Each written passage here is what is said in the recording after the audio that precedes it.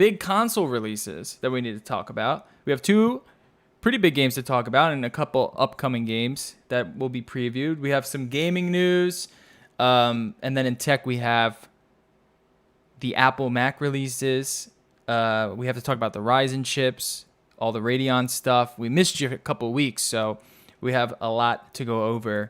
And without further ado, let's get into it. Let me give you guys a little preview of American politics. If you haven't been listening, you haven't been tuning in. This soundbite here is essentially the quintessential. Shut the fuck up. You're wrong. Nope. Fuck you. This is all you need to know about American politics. Ready? Bye. That's all you need to know about American politics.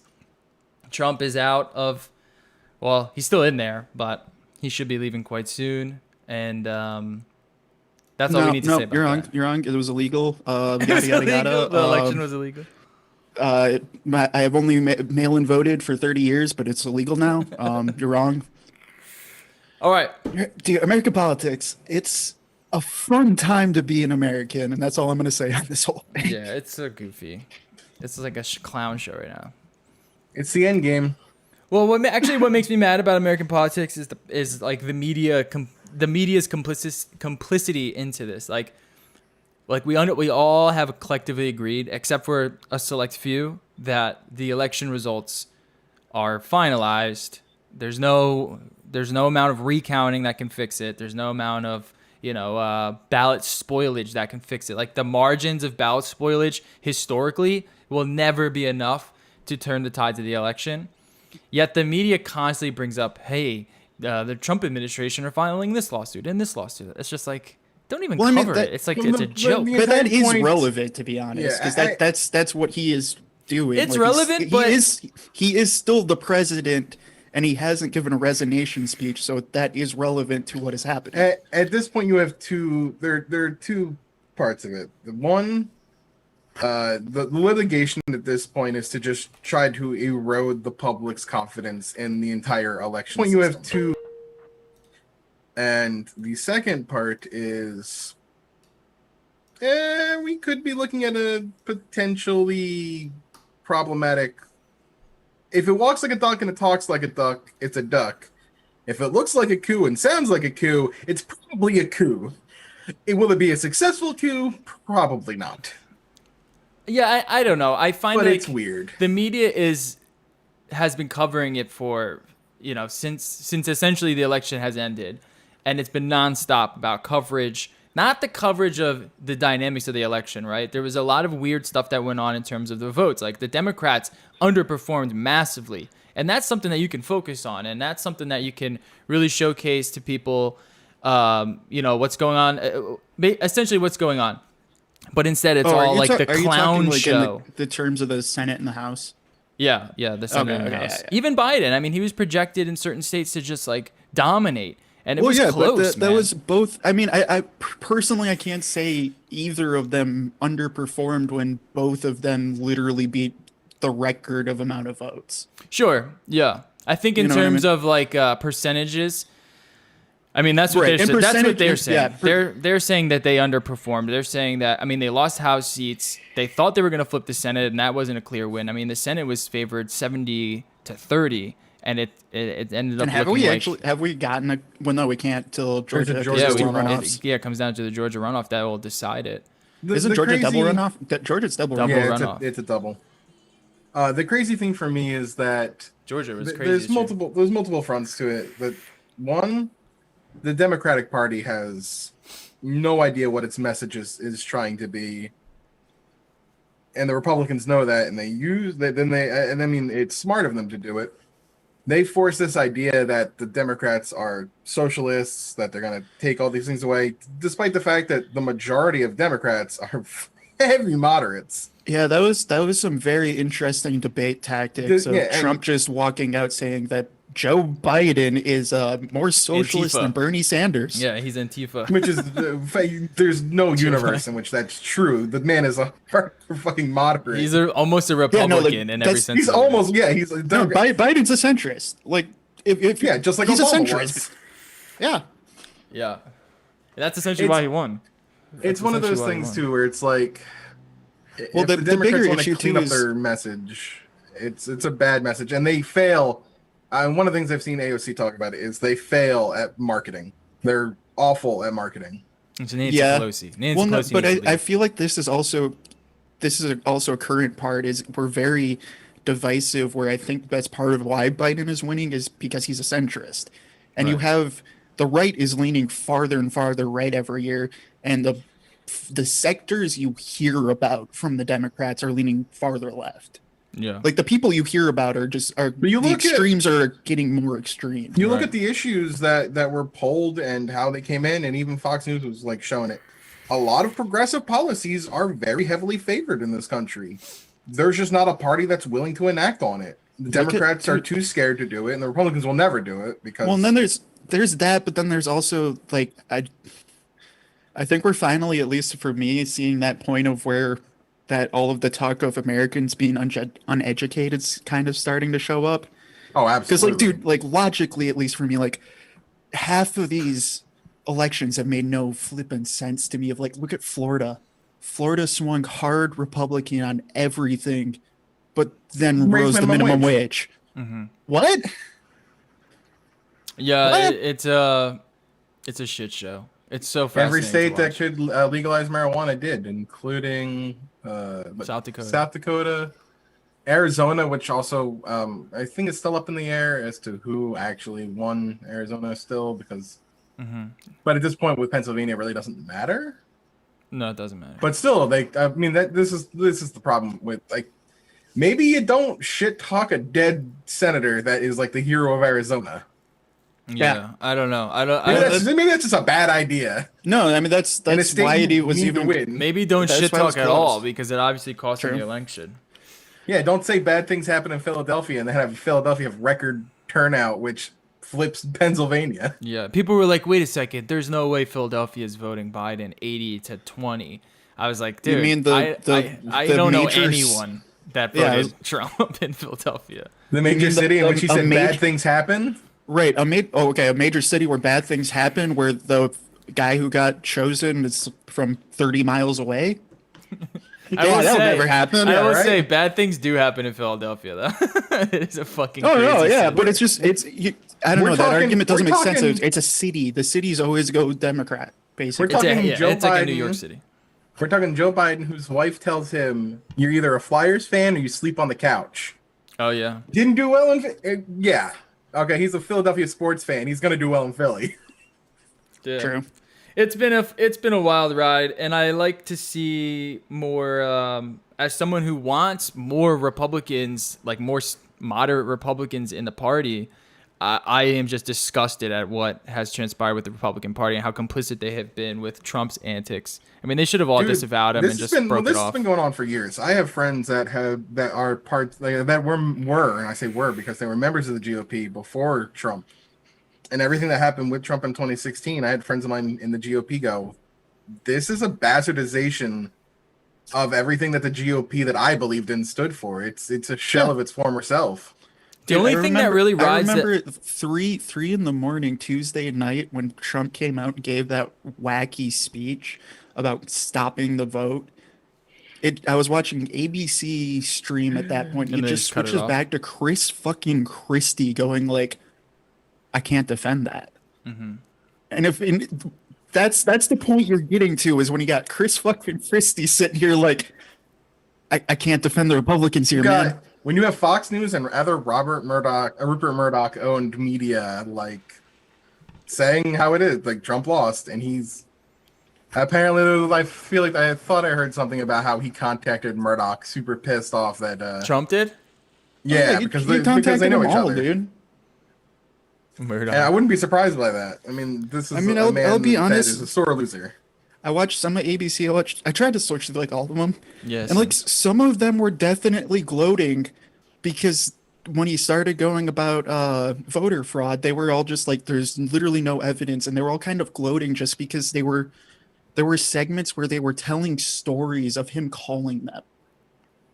Like, what? Yeah, Oh my the problem is God. like the way that the language that the Trump administration uses is like there's been so much voter fraud. It's massive voter fraud. It's like there has been voter fraud. There's always voter fraud, but the margin of voter fraud is so minuscule. I mean, we're talking, Right. you know, at most 1,000 to 2,000 votes in the entire Less. country. It's like, honestly, well, with this, it could be to give credence. It could be different since there's so many people trying mail-ins now. But the last I saw before this election, there was a study over 30 years, and I think they produced like 5,000 ballots out of 2 billion. Yeah, it's Like, so minuscule. Oregon has been doing mail-in ballots. They've been heavily leaning on mail-in ballots for decades. I want to say. I think 90. I want to say it was like 96 was when they first made mail-in ballots like a big part of their procedure. They had been using it before, but like 96 I think was like the first year where they really pushed it super hard, and they've been doing it since. So mail-in ballots isn't new for Oregon. It's not new for No, anyone. it's not new for half of the states. It's not new for for- half yeah, of the exactly. states. It's definitely new outside of absentee ballots. It's yes. definitely more like PA. Big problem with PA is they weren't ready. So there was a lot of laws stating like we don't even have the transporting of these ballots down pat. So we just wanted like a few more days, and that that's was one of the the big reasons- controversy with them talking about the segregation of the ballots. It was like because a bunch of ballots came in after the election that were postmarked. They were legal ballots from before the election, but they didn't arrive until later. And they couldn't count those because the ballots Republicans until- stopped them from allowing them Yeah. to bring the ballots in, and they they still couldn't count. segregated They them. They couldn't do any early counting of ballots because the Republicans told them they had to wait until when the polls closed before they can count any of the ballots. So they could have had a leg up early, but the whole idea, the entire time, the idea was to draw out the counting process in order to draw suspicion upon it, in order to throw suspicion on it. Yeah, it's stupid. It's fucking dumb. But Yeah, that's the whole idea of the blue wave. the red mirage, you mean?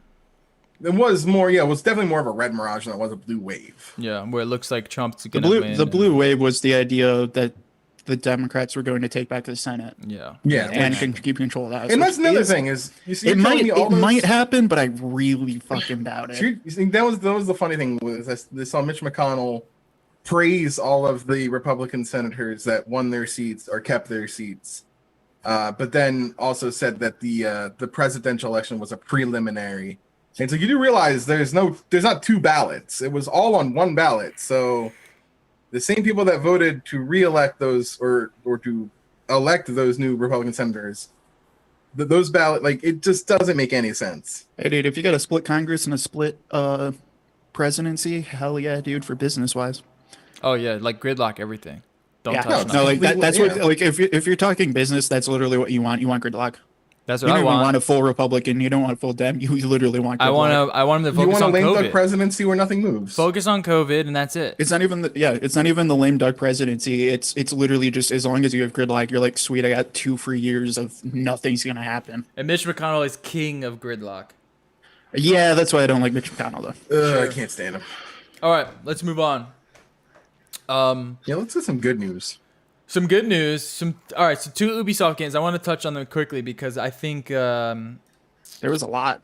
so. Watch Dogs Legions came out recently. I have some gameplay footage here. You guys can check. Well, not much, not much gameplay footage at all. For some reason, my capture card was only recording 10-second block. All right, I wouldn't even. There's some footage of. There's 10 seconds of Watch Dogs Legion. I will say, I am fucking impressed by Watch Dogs Legion. So last Watch Dogs was pretty fun. I kind of enjoyed it. It wasn't a groundbreaking game, but I like the idea of being like a super hacker, and they do a good job with it. In this one, they fucking remodel, like they modeled fucking London, and like it's a massive. So one of the things that I'm realizing with Ubisoft, their world building is out of control. So like Assassin's Creed Odyssey and Origins, the one before that, I was like, holy shit, these worlds are like really big. They're really detailed. There's a lot to do in them. And it was just a really great world to play in. And now these 2 games are even bigger and even more detailed. Watch Dogs being, this remodeling like cyberpunk, almost like post-apocalyptic London. that's just filled with like protests and Antifa people, and there's fucking drones flying, and there's cool like barriers that pop up. So if you are running from the police, they have like these checkpoints that can just block you off, and you have to kind of like drive to the side, and there's turrets everywhere. And it's like the entire city of London that you can explore. And it's so detailed. There's shopping districts. There's like, there's the fucking Ferris wheel and all that stuff.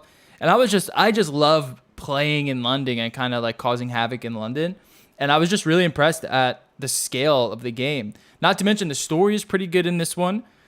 There's this cool system where you can play as anyone. You can the main character, you can walk up to someone on the road and just recruit them to your team, and they can be the main character. So they'll have their own dialogue tree, like they'll have their own traits, they'll have their own things, and you can do that with any person in the game. It's really, really cool system. It's kind of like the Shadow of Mordor system, except a little bit more fleshed out, I guess.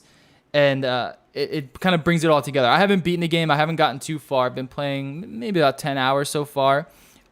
Really good time. I do recommend it from what I've played so far. But what I think I'm going to do, because we do it here all the time, I think when I go do these game reviews for this game and Assassin's Creed, I think I'm going to review it in terms of like price.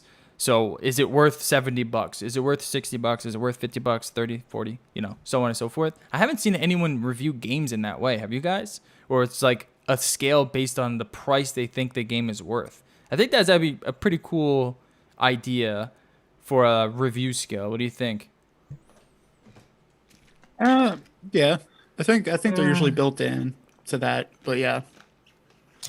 Yeah, but say the game's $70. I say, I don't think it's $70. I think wait for it to be $40. And I think that gives you a good understanding of like where that scoring kind of takes place, as opposed to like here's an 8 out of 10. I do think there's a bit more nuance on there, and you'd have to build it up so people know what your definition of worth $40 is.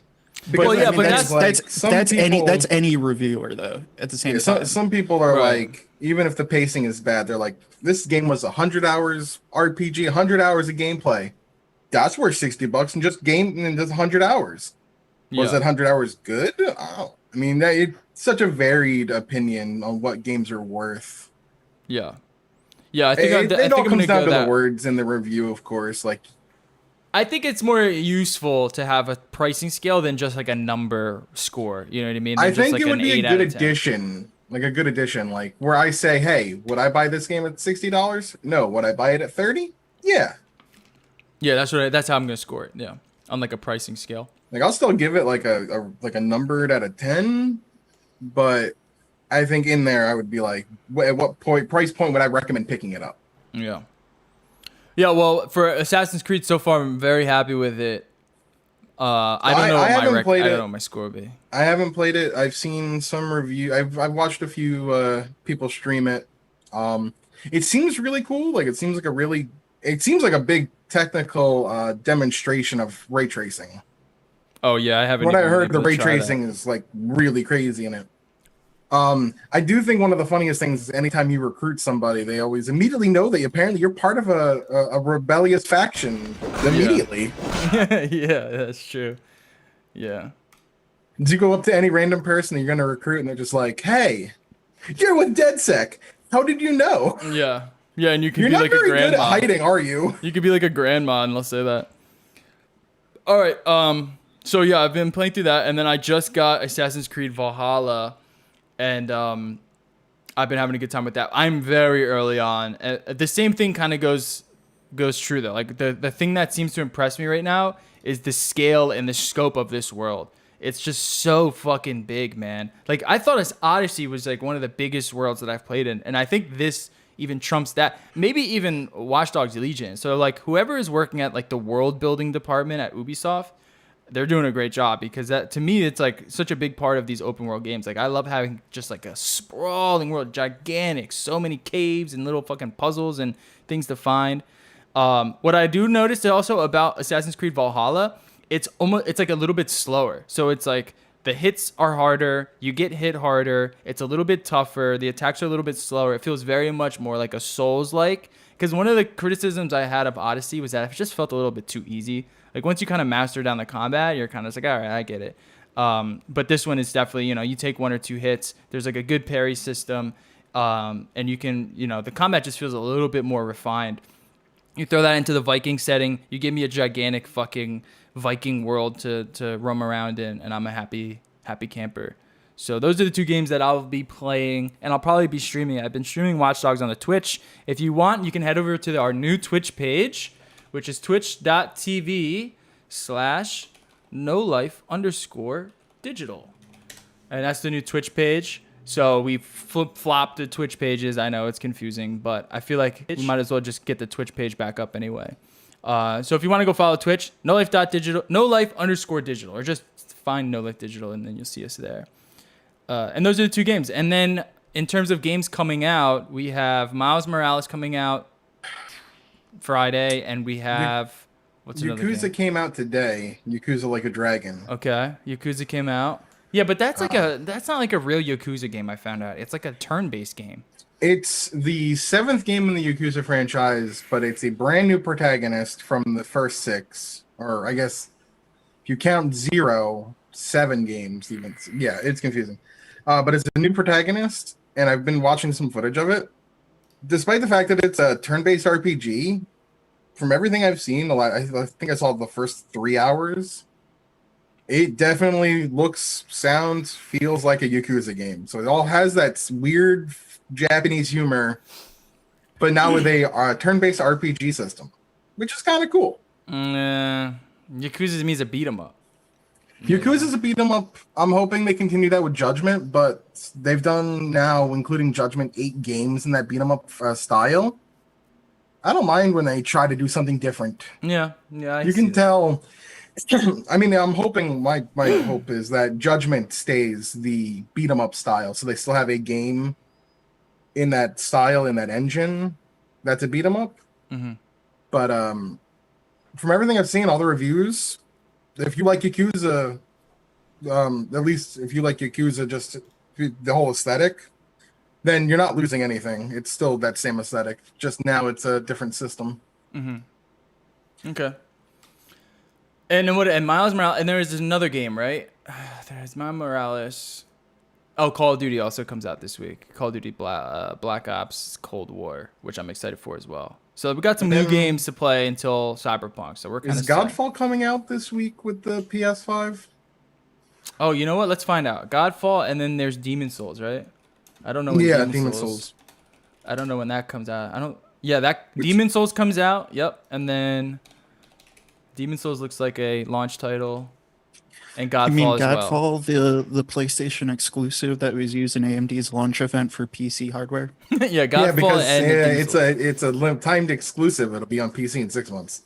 Yeah, it'll probably be on Games Pass too. Hopefully, that'd be awesome. All right, that's out of the way. There's some Valhalla gameplay for you, so you can see if you like it.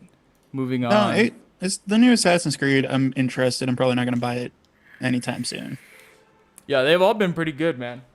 If you're looking for something fun, little RPG elements in it, good story, it's a good time. Yeah, like I'm gonna get it. I'm gonna play it, but probably not on my list anytime soon here. I will say, this is the other thing. This might as well lead us into the discussion about the new consoles. So I have a 1080 Ti, and Watch Dogs and Assassin's Creed run barely at 60 frames per second on 1080 ultra, on 1080 high, I should say, not even 1080 ultra. I have to bring some of the settings down in 1080 to just hit 60 in 1080p. So when I see that they're hitting 4K 60 frames per second on these new consoles with ray tracing enabled, I am very impressed, and that'll lead us into this conversation about the console. Do you want to know the secret? Yes. When you see all that 4K 120, it's just upscaled. It's upscaled? Well, I think some of them are native 4K. I think Ori runs at like 6K, which is pretty cool. Ori. If you're expecting Assassin's Creed Valhalla to actually be 4K and not upscaled, it's not. Is it? Is it actually upscaled? It has to be. There is no way you're getting 4K 120 and it not being upscaled. I don't think it runs at 4K 120. I think it's only 4K 60. I mean, that's the hype. It's supposed to be 4K 120, dude. No, as long as it runs 4K 60, I'm happy. That's what it says on the box. Can a 3090 even run 4K 120? Yeah. I mean, probably if it's DLSS, yeah. Which these games probably won't be. Did you see that the PlayStation 5 is not supporting 1440p? No, I did not see that. I Yeah, thought they were. I uh, thought that was one of the things that they said that we're doing. It's Is that they were. supporting 1080p and 4K. But yeah, 1440p. They said they might revisit it and add it if there's demand. But it seems interesting that they didn't make that like they didn't add that into the resolutions. Yeah, for it. that's really weird. Especially since some of their games run at native 1440. Yeah, and 1440 monitors and are still cheaper and using more easily accessible than 4K monitors. I would like to know Well, if you're the talking a split. monitor, yes. Yes. Yeah, because I but mean, who's running a a TV. 1440p TV? Well, that's what No I way. mean. Like, I wonder what the split is for people who are using monitors as opposed It's to TVs. it's still going to be like 95% TV usage. Yeah, that Yeah, would the 1440p is only really for, say, I wanted to stream it, and that's going to be captured on my True. monitor because unless you have a lot of space or you got a 4K monitor or a 4K TV doing splitting cables, I mean, and how small are 14 or how small are 4K TVs? I don't think I mean, I've you seen can a get a, you can still 20 get a 4K monitor, but like, yeah, It's gonna be pricey. I get it. No, you can get them. You can get them cheaper now. You can definitely get 4K panels that are not great panels, but you can get a 4K panel cheap. Yeah. But the flip side of that is the reason why I've always championed 1440p is like, for me, yes, 4K matters on my TV 3 feet away from me when it's still a foot in front of me here. Like unless you're, it depends on the size of the panel you're buying. But like if you're staying under 32 inches, stick with 1440p. There's not That's what really my that much to monitor- gain from 4K. You're gonna That's what my upscale it. monitor is. You're gonna have to downscale it and change the scaling anyway. Yeah, I've got a 1440p 32-inch monitor. I love this thing. It's great. Mm-hmm. But even that it wasn't like super cheap, but it wasn't super expensive either. Yeah, they're getting cheaper every year. But like 32 inch, that's where I would start considering to switch to 4K. But like realistically, I'd want probably 3240 before I'd switch to 4K over like. But if you're in that like range of standard users of like 24, 27, maybe up to 32, just 1440p is like good enough. Beyond good enough, you're so close to the pixels that you're just gonna have to bin them all anyway and just change your scaling, and you're not even gonna be seeing 4K on your screen really. Yeah, you might even be seeing artifacting because it's going to be so downscaled it's going Right. to start fucking things up.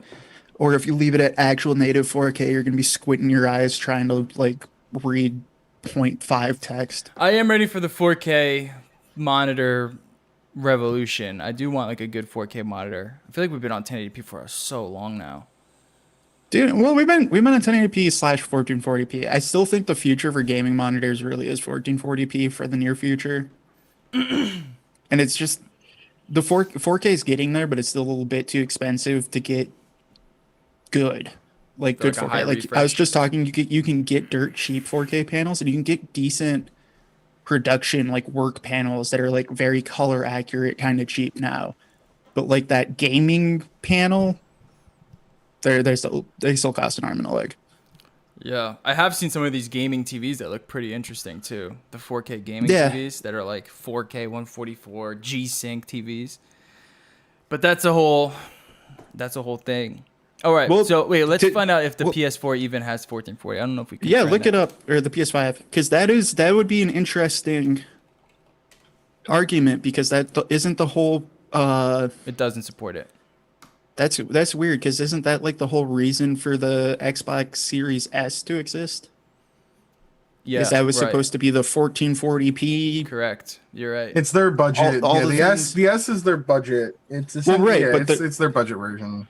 It is the budget version, but their whole reasoning for it was like, this is for 1440p Yes, monitors. This That's article smart. states It's if demand smart. is high enough, Sony may add 1440p resolution support to PS5 in the future. I mean, what is stopping it? It's literally a resolution. There's no. It's I built don't into think, the I don't think HDMI this- codec. I don't think either of these consoles are ready. Is part of the issue. You think they're trying to like rush them out? Yeah. Well, no, because so it's been like apparently- work from home and stuff. Like so that I could see them adding. at launch, the PlayStation 5 is not going to have all of the memory, and you can't actually plug an S or a hard drive into it. The Xbox does everything in 4K, but then when you go to the menu, it reverts and downscales everything to 1080p, and that's not coded right, so that's got to be fixed in an update.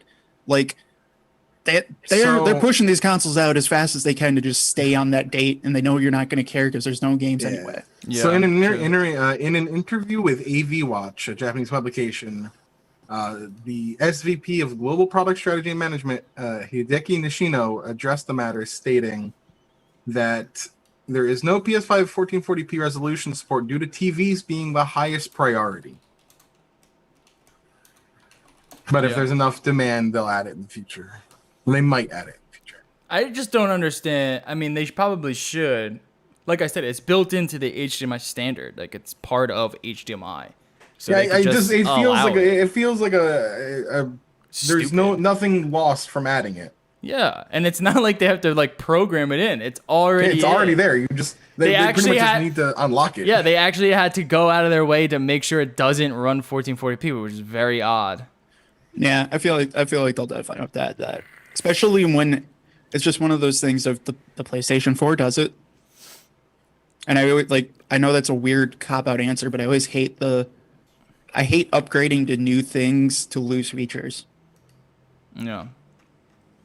Yeah, I will say, as silly as that feature could be. I will say the controller, so we've been watching like reviews on it. The controller looks pretty fucking awesome.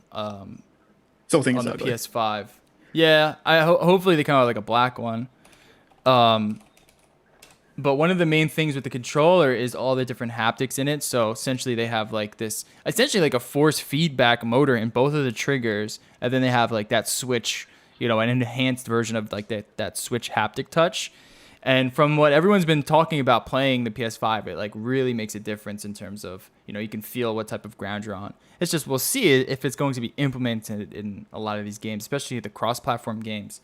Sure. So you'll probably see it more of a use case in like exclusives, but in terms of cross-platform, you might just get, we'll see. But that's what I'm excited about. Like I thought that was pretty cool from the Switch. Those really cool like handling features feels. That is cool, and I do hope we see that. Like I hope they made it an API that's just easy to add to like every game for that, because that is a cool feature, and you don't want to see that go the way of like an N64 Rumble Pack where 5 games made by Nintendo support it and that's it. Yeah. Let's just hope that that's just not just an exclusive thing. Even though PS5 looks to be, PlayStation is definitely geared up more towards the exclusive as opposed to Xbox. So far. Yeah. Until we see whatever Bethesda does, but that's all Microsoft has is Obsidian and Bethesda. Yeah. Who haven't gone exclusive so far, because Outer Worlds wasn't exclusive. Yeah, and I mean, they haven't said anything about it being exclusive yet, so. But Sony definitely, there's going to be a lot of interesting exclusives. Yep.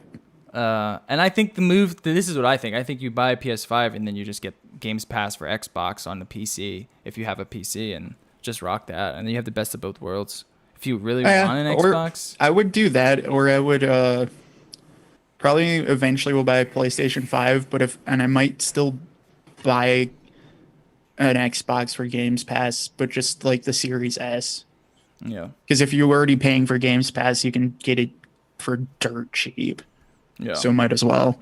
And then that way you eventually you won't have to pay for your sports games or like other weird games that you don't want to buy that are only on the Xbox but not on PC. Yeah, and you know what? They also found out, so like one of the big things from the PS5 was the SSD, and they found out that the Xbox's SSD was actually quicker, at least in loading some of the games that have been released for both consoles today. And they were finding that the Xbox actually were loading them up quicker than the PS5, which is interesting, given that the throughput on the SSD of the PS5 is a lot higher. I wonder if it's just an optimization thing, and then when we get an actual PS5 released game, then we'll see that difference made more known.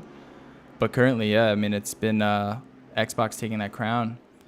Also, the ray tracing HDR 120 hertz output. One of the other things that I found interesting was I haven't really seen anything covering like capture on these consoles. So I really hope that these consoles implement, because it really comes down to AMD's hardware. I really hope they implement some sort of really good high bitrate capture where you don't need to have capture cards anymore. Where all you need to do is just download it from the console, shoot it up to the cloud and it's ready to be edited. Because that would be really, really nice if you didn't need to fucking shell out another $300 to $400 for like a good capture card. Because Shadowplay works really well on NVIDIA. I don't really know how well whatever AMD's Shadowplay is. But the ones on like the PS4 and the Xbox were trash, like super low bit rate. If you were trying to stream off of them, it was just like muddy. Hopefully that has been improved, but I haven't seen anyone really talk about it. It doesn't seem like that's like a big review point here. So that could also be we'll take a look at it. Harder thing to review.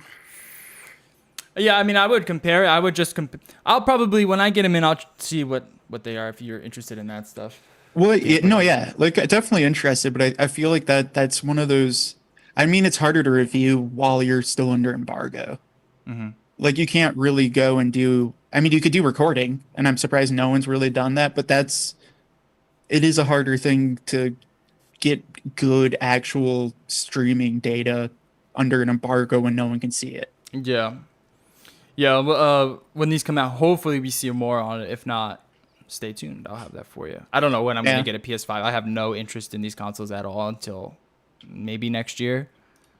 Yeah, probably next year, it's a bummer because we'll get into this later. But like, from actual hardware wise, these things are actually impressive. Yeah, they're awesome. This is coming from the PC nerd. Like, they're legit.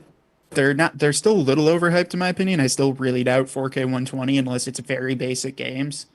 And I think you'll probably be able to do 4K 60 on most things. Like Assassin's Creed, I'm assuming you can probably actually do 4K 16 or 4K 60, but it's not going to be as full-blown graphic quality, or it's just going to do resolution scaling. But like, even so, like hardware wise, they're impressive as shit. Even so, even if it is like a 1800 upscaled to 4K or whatever, the 1880 or whatever, upscaling on TVs are really fucking good. And I think right, like, it might not even make a difference, If what I'm assuming is it's the actual, it's the console itself doing the upscaling. You know what I mean? Right. So like, no, it's probably gonna look great. You know what I mean? But it's gonna be interesting to see how this keeps going, because I don't think the issue they have right now is just no fucking games. Yeah, we won't really know until a true exclusive comes out. Yeah, like right now, like bang for buck, if you can't build a PC for $500 that matches these until we get more parts in, basically. Like they're actually like hard, like technically impressive as shit. There's just nothing to play on them. Yeah. And then on top of that, I'm very interested to see how they both hold up, because they both took very different approaches. And then I'm interested to see 3 years from now, like, okay, so where are they at? Like, I want to see the games actually push these things to their brink. Yeah, I know for myself, it would have been nice to be able to get one. If they were readily available, I probably would have gotten one, because then I could have gotten Watch Dogs for it and Valhalla and had some sort of frame of reference for where these next gen consoles, just for content. Because my PC just can't handle these games right now. I need to upgrade my GPU, which is the GPU upgrade that I'm looking at is price of these consoles. And it looks like I'm not gonna be able to upgrade until literally next year.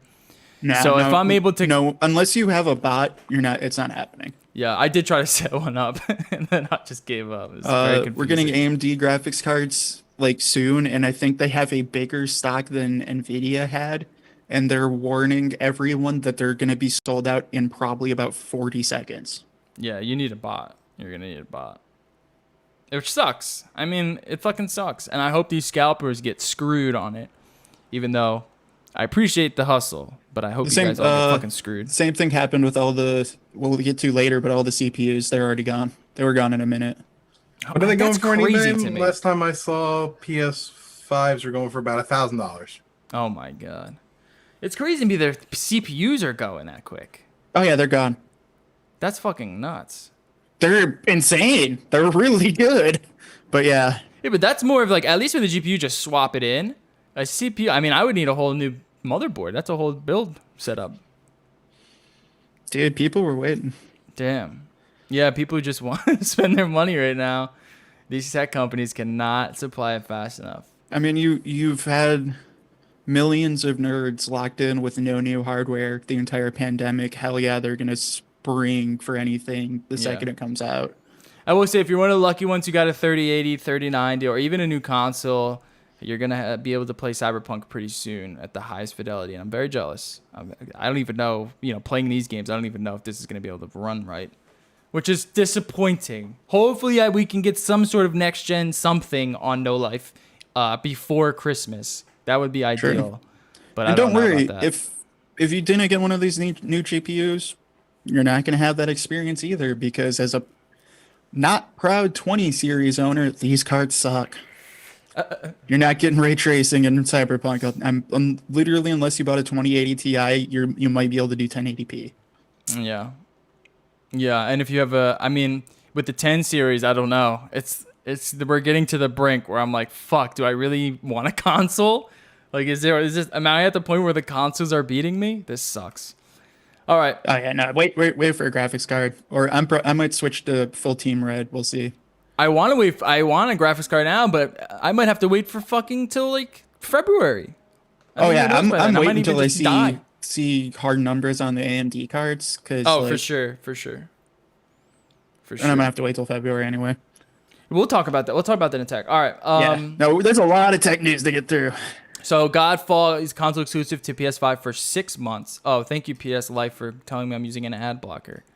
God, I hate that fucking pop-up. I didn't even know it was console exclusive until you guys told me the story, which is amazing to me.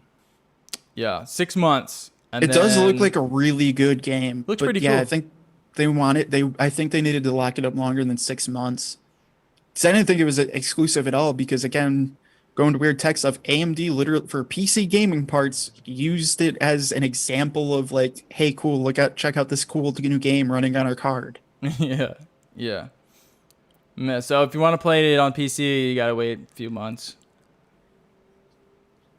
And there you go. You know what else is cool about these consoles? It's like I feel like the disparity between the consoles and like the higher end GPU market right now isn't that great. Like, you know what I mean? No. Like, if you really, it's not. Normally, like when I would buy, we'll just say last gen, when I would buy a console game, it was mainly because I wanted it. It was a game that I wanted to play on my TV, or it's like Final Fantasy, for example, is like an exclusive. And you're always like, damn it, I wish it came out on PC so I could play at the highest fidelity. But now it's just like, it really comes down to just convenience. Like, do you want to play it on your couch or do you want to play on your PC? You're really not going to be losing that much fidelity going to console, and that's pretty cool, because that is it is tough a decision sometimes when you're like, do I want the highest fidelity at the highest frame rates, or do I want the convenience and being able to play it on like a 4K TV? Now you don't have to worry about that. I don't think you'll lose much, but I think that's gonna only really apply for like the first year. Until like the next GPUs come out, you're saying? No, not even the next GPUs. Just like they are really good, but they're still low end cards that haven't come out yet. Basically, you know what I mean? Like the early testing was showing that the GPU in a PS5 is very similar power wise to like a 5700 XT. Oh yeah. And like the 3080 is still, and the new AMD cards are double that. Yeah. You know what I mean? So yeah. But that they're also to a point though where that was still a $400 GPU right now. Yeah. You know what I mean? That's still a really impressive fidelity, but it's not. I think once you start seeing people push these new cards that are coming out, you're going to start seeing that gap develop again. Yeah, I see what you're saying. Yeah, for sure. Especially once like we start to see like real ray tracing, like real heavy ray tracing being put into place, and like super resolution games. Yeah, that gap will grow. But for now, you're safe. But right now, it's like they need games. If they actually had games and you wanted like a budget, yeah, like if you wanted a budget gaming system, the console's great. It's literally great. There's just no games for it at the moment. If I could buy, and I wish Microsoft would make this like power move of just like we know it's a computer. It's literally a fucking computer. Just let me plug my keyboard and mouse into it and download Steam. I was Like, just thinking that. Just imagine the like keyboard and mouse support. Like, I think it does have it, if I'm not mistaken. no, it does, but like let me just plug my shit in and just download Steam, and I would have no reason to buy a gaming computer, basically. Yeah, that would be sick. Remember, was it the PS3 that was really easy to just run stuff on or run Linux on? You could run Linux on it. I wouldn't say it was really Yeah. easy. I just But remember, yes, you could get my Linux on college it. roommate had put Linux on his PS3. Yes, you definitely can put Linux on it. I've done it, but I would definitely not call that pretty easy. Okay, I don't remember the process. I just know he did it. No, the PS3 was that like really fucking weird. What would be the purpose of putting Linux on? Self-purpose SoC. Nothing, just for fun. just to do it. Yeah. I don't remember. I don't know if there was any homebrew or stuff that required that, but Not really. Like, I think you could maybe get some emulators on it, but that That's was what I its was thinking, own like- mess, just because it wasn't like you were hacking an Intel chip. You know what I mean? It it's was not- a it's it was that 86. cell processor that was specially made for it. So like, yeah, you're really gonna program something just for people who hacked Linux onto a PlayStation 3? Hell no, you're not. Yeah. Sega looking at back catalog of Atlas for remasters and remakes due to Persona 4 Golden PC success. So we might see some more remakes for Atlas. I've been saying it for years. Put Persona 4 Arena Ultimax on PC. There you go. If you want to play it currently, you either have to have a PS3, emulate PS3, or with the glory of Xbox, because it was on the 360, you can probably still play it on the Xbox Series X. Mm-hmm. But just fighting games should be on PC. There you go. I thought fighting games should be on Switch. No, that's like the last console they should be on. What, dude? You don't want the Wi-Fi dongle? Come on, man. Wi-Fi is awful.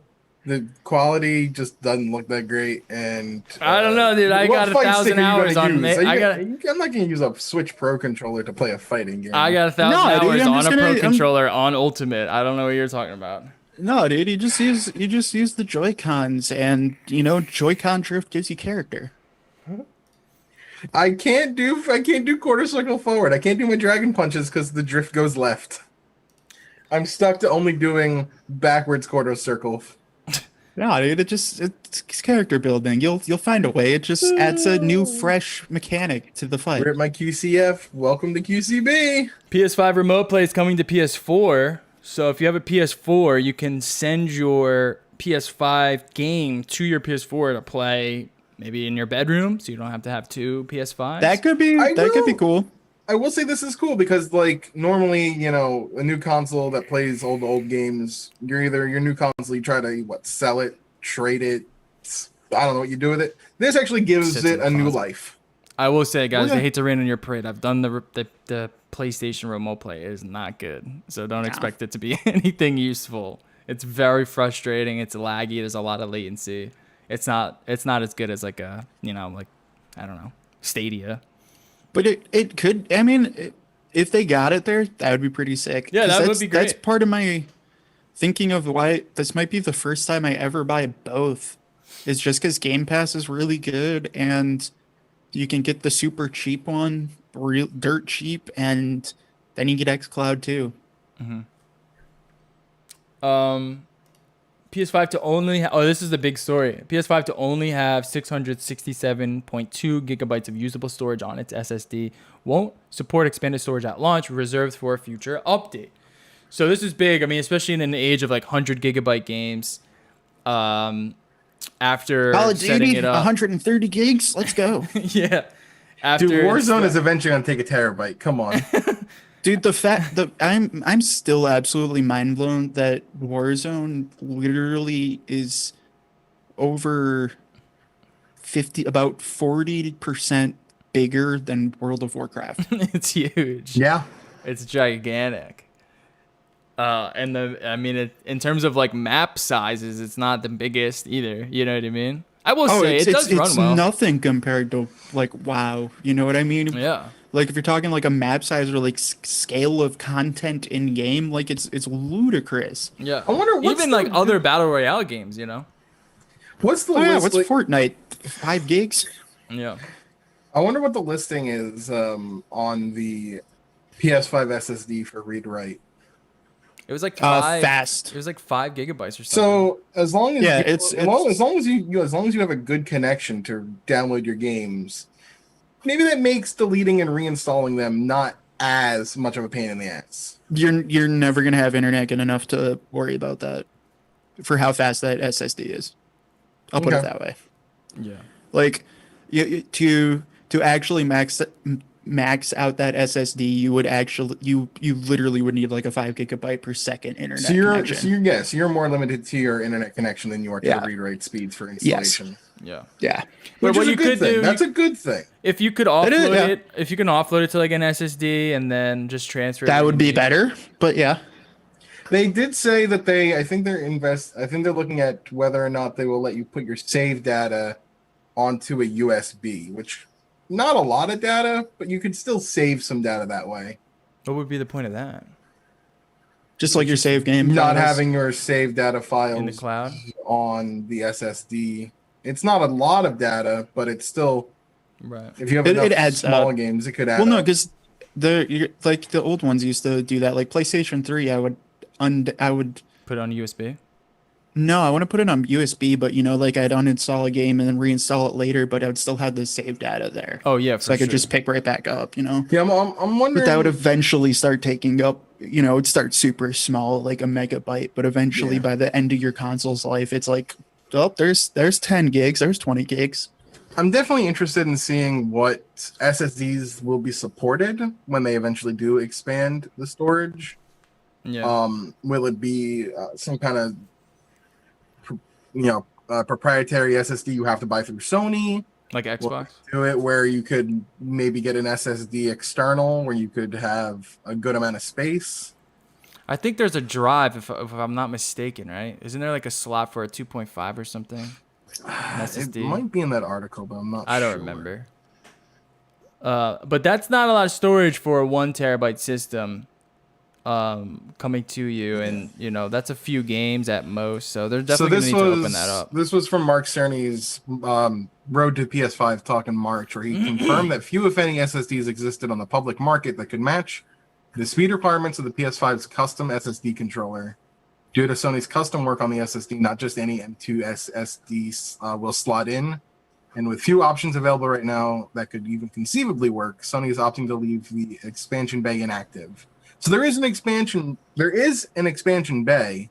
It's inactive, and there's nothing on the market that will meet the speeds that they require. If they're actually going to require those speeds, It's gonna be a while. that It is. it's gonna well, it's gonna it's not so much it's gonna be a while because but could also be basically what they did- expensive. that's where I was gonna go with. It's not gonna that it would take that long. It's a PCI 4 Express SSD that they've modified a bit. Like it's really fucking fast. It's really fucking good. So are pretty much all PCI 4 SSDs. The So downside of that is a PCI 4 SSD. Yeah, you want a terabyte? They're like 350, maybe $400. Yeah, your Yeah, best so bet this- is just getting an external drive and just storing your games on there. And if you want to install them, just plopping them over to your internal storage. Yeah, Right, so but this if they're thing going to states- require it to be one of those SSD drives, that's where I'm saying is those things are an arm and a leg right now. So Black Ops Cold War takes up to 133 gigs. Yep. Spider-Man Miles Morales takes anywhere between 50 to 105. That should be the average, like with the Spider-Man remastered 50 edition. to 80. The limitation doesn't apply to external hard drive and SSD storage for PS4 games played via backwards compatibility. Okay. So it looks like you could run extra storage, but only if you're playing PS4 games via backwards compat For now. for now. Yeah, that's cool. You can have like a little extra, small hard drive for your PS4. And that's one of the things too, is like if Sony decides, we'll supply our proprietary or our SSDs for this amount of money that you could expand storage with because they meet our speed requirements because we're making them. Just a big flashback to the Vita memory card issue. and What those was were that issue? Who had way a, expensive. oh, it was just expensive. Well, Yeah, Xbox has the like that prices- proprietary SSD controller. You know that little expansion bay that they have in the back on the new Xbox? The Xbox. Yeah. Yeah, I'm not surprised that they're going to both have it. From what I understand, the Xbox Series S, the budget console, has an even smaller SSD than the 500. PS5. Yeah, but when you talk about usable, it's only going to be like 4 something. Yeah. Well, right, because it's a 500 gigabyte SSD. Yeah, exactly. Dude, people don't realize that. People think when they get 1 terabyte, they're getting a full terabyte when you're really getting like Well, when you're getting a system. in fairness, you're usually getting a lot more of that space than 6. That's what's mind blowing to me is like that's insane how much space they're taking up with their operating system or whatever Well, they're they're- doing. That's a 1 they're- terabyte, right? No, Yeah, 'cause- it's not. It's it's not- isn't it like 825. 825. Even still at 825, that's insane. 250 It's taking- gigabytes. Windows Yeah, takes uh-huh. like 10. Yeah. Yeah, that's Their, So if you're losing operating, 200, their operating that's- system is insanely large, it seems. Which That's I don't almost- know what's going on. That's like what, 170 gigs basically? Yeah. What did we say? 667, 825. Like basic math. it's like almost 200 gigs for the operating system. Yeah, It's pretty crazy. I don't know how much that has to. Maybe do that with comes with that whole- one like Playroom game too, right? It has that, maybe that Astros Playroom game is on there, or is that, Maybe you have to download maybe that's that? what's included. Yeah, it's like I know. I it's like wonder if 160. does any of that the hint system stuff they do for games. I don't wonder if that affects that. The Dude, whatever it is that don't know. like It's a lot. Yeah, it's certainly. Sony, like what the fuck is up, dude? I'm very interested to see what happens like when the system's fully out and people start really getting into it and really starting to tear down the tear down the software stuff. And Yeah, see please tear where down this the operating software. system. Yeah, I want to see where this operating system is taking so much space for. Same. Like I want to give me that spaghetti code. Jesus. One more thing in gaming, and Mass Effect is getting a remake. I think Yeah, I saw that. they're doing like a remake for the original. I thought it was just a remaster of the Right. first 3, which is like cool. You're getting 2 good games and 3. Yeah. Hey, I mean, like the first game's also kind I of like clunky. The Andromeda. second game is worth it. This like Mass Effect 2, one of my all-time favorite video games. Yeah, I really enjoyed the series, and I even liked Andromeda. I thought it was pretty good. What was the controversy around that one? Why The models were awful. There it was was a like lot the of eyes or glitches. something, right? That were weird. It was the entire facial animations for sure. It wasn't a bad game, I'll say. It wasn't terrible. It was better than fucking It was that definitely mech rushed. game. What was that mech game? Anthem. I thought it was more fun than Anthem. Fucking Anthem. You know what I mean? They're still trying to fix that game. I hope they do, because there's such Oh, yeah, a great there was base a- game there. Speaking of Destiny Oh. 4, there was a new expansion for the real Destiny 2. Yeah. Not Anthem Destiny 2, but actual Destiny 2. Yeah. So this, I was gonna say, real quick, this premiered about 45 minutes ago. AEW, the wrestling company, has announced a partnership with Ukes, the previous developers of the WWE 2K games, to make their own game after 2K19 for WWE. Ukes was taken off of it, and that WWE 2K20 came out, and that thing was a piece of trash. Whoever developed that really screwed the pooch. So Ukes is already back in the game with AEW, which I think is interesting. Ukes? Yeah, they're a developer. What have they made? Other wrestling games?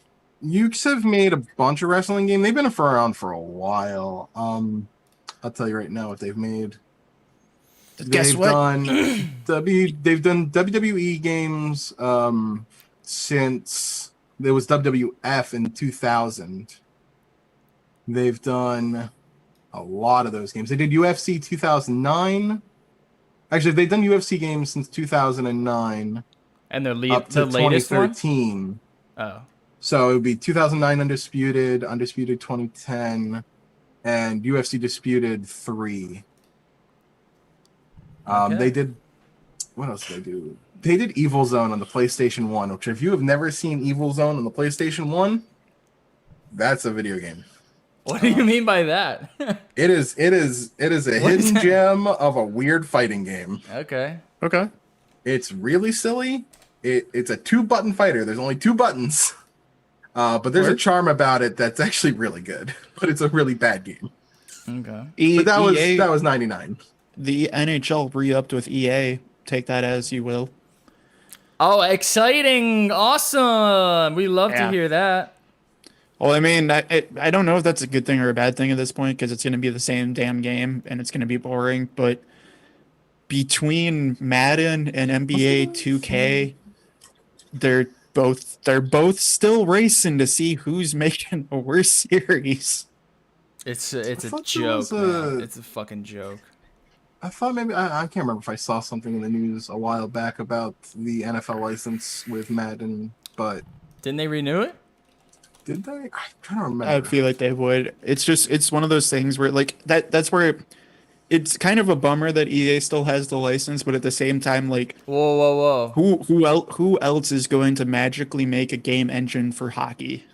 So 2K, I don't know if we ever announced this, but 2K regained the NFL license for video games, but can't make a Madden competitor.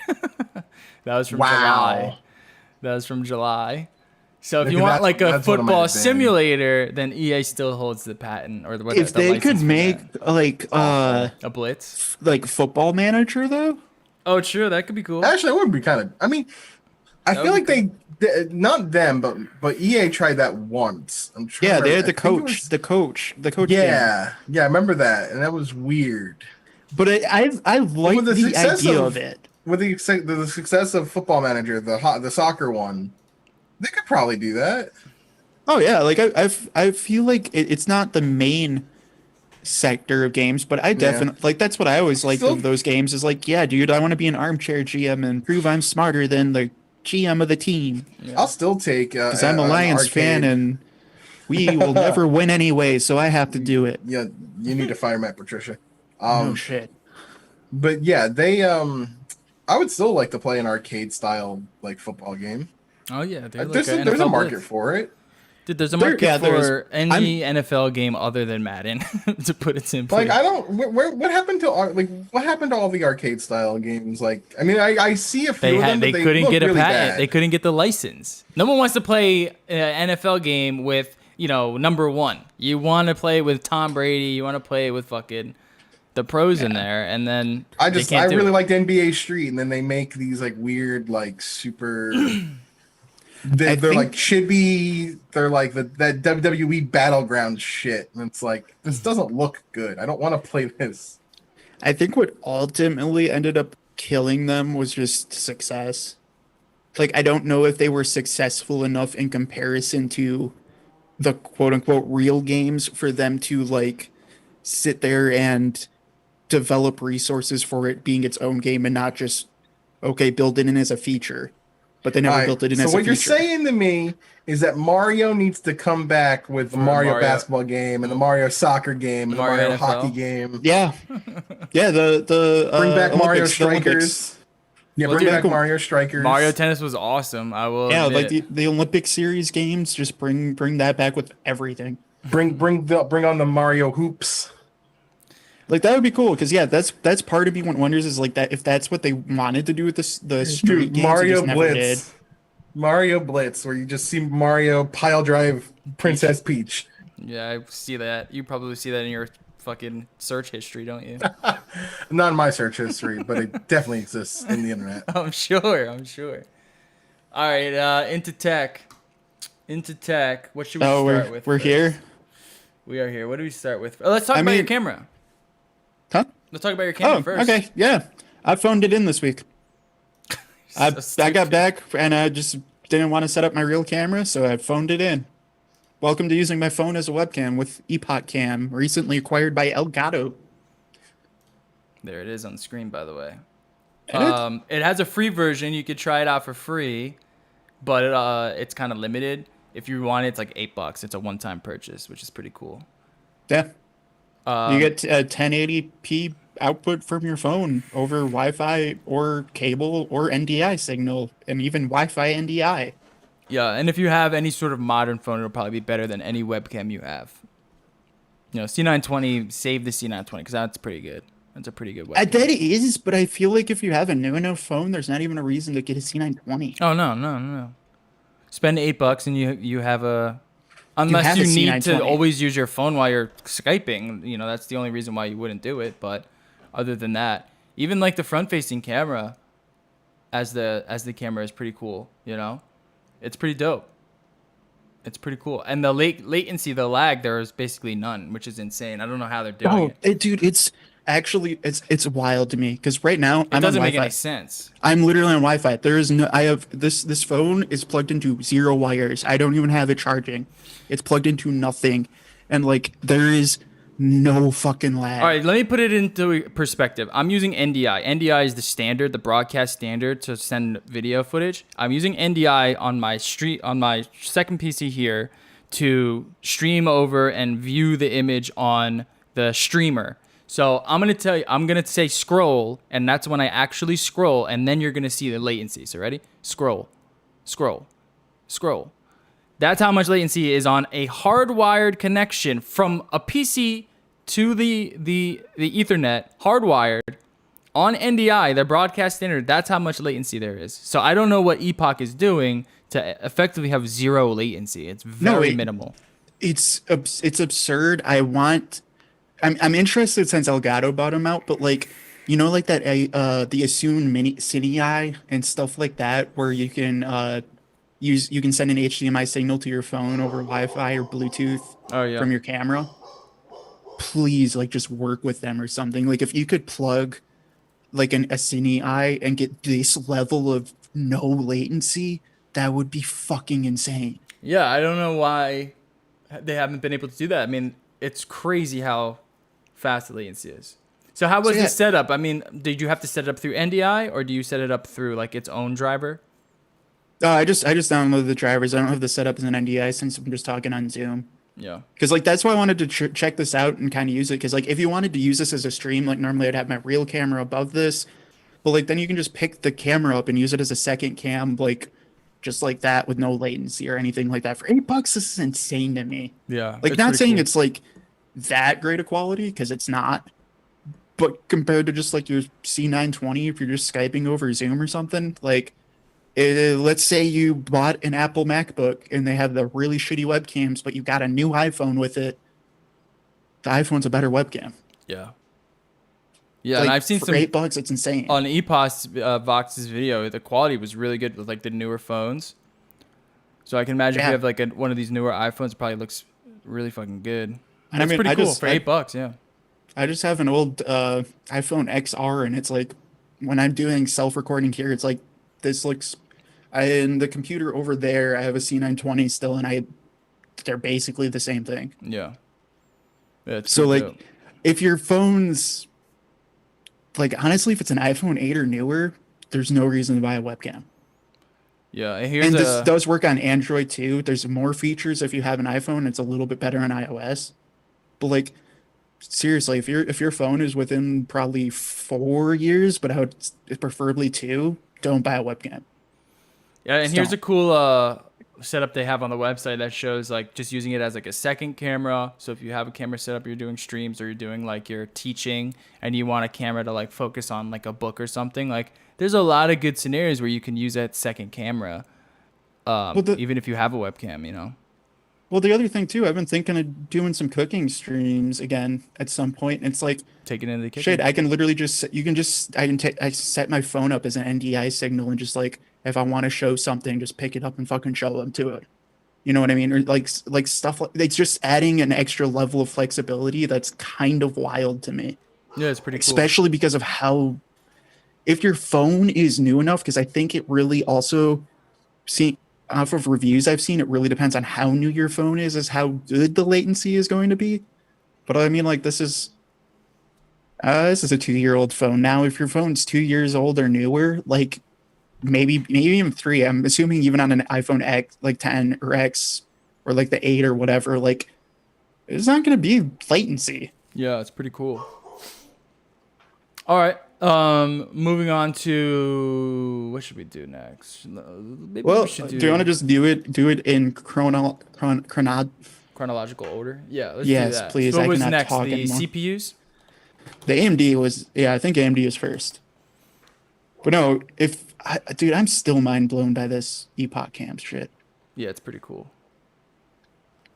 All right. This is like the first actual iPhone app or like phone app that, not even just iPhone, like actual phone app that's like, there we go. This is finally the future. Yeah, it's crazy. The latency aspect of it is insane. I wonder if they're like super. I don't know how they're doing it because, like, you still set it up. You can still set it up as NDI. Maybe Yeah. they're just like super compressing the video footage. Who knows? Well, yeah, like it's still not going to be that amazing, but you're still going to get a clean 1080p NDI feed, which is nuts. All right. Off of Wi-Fi.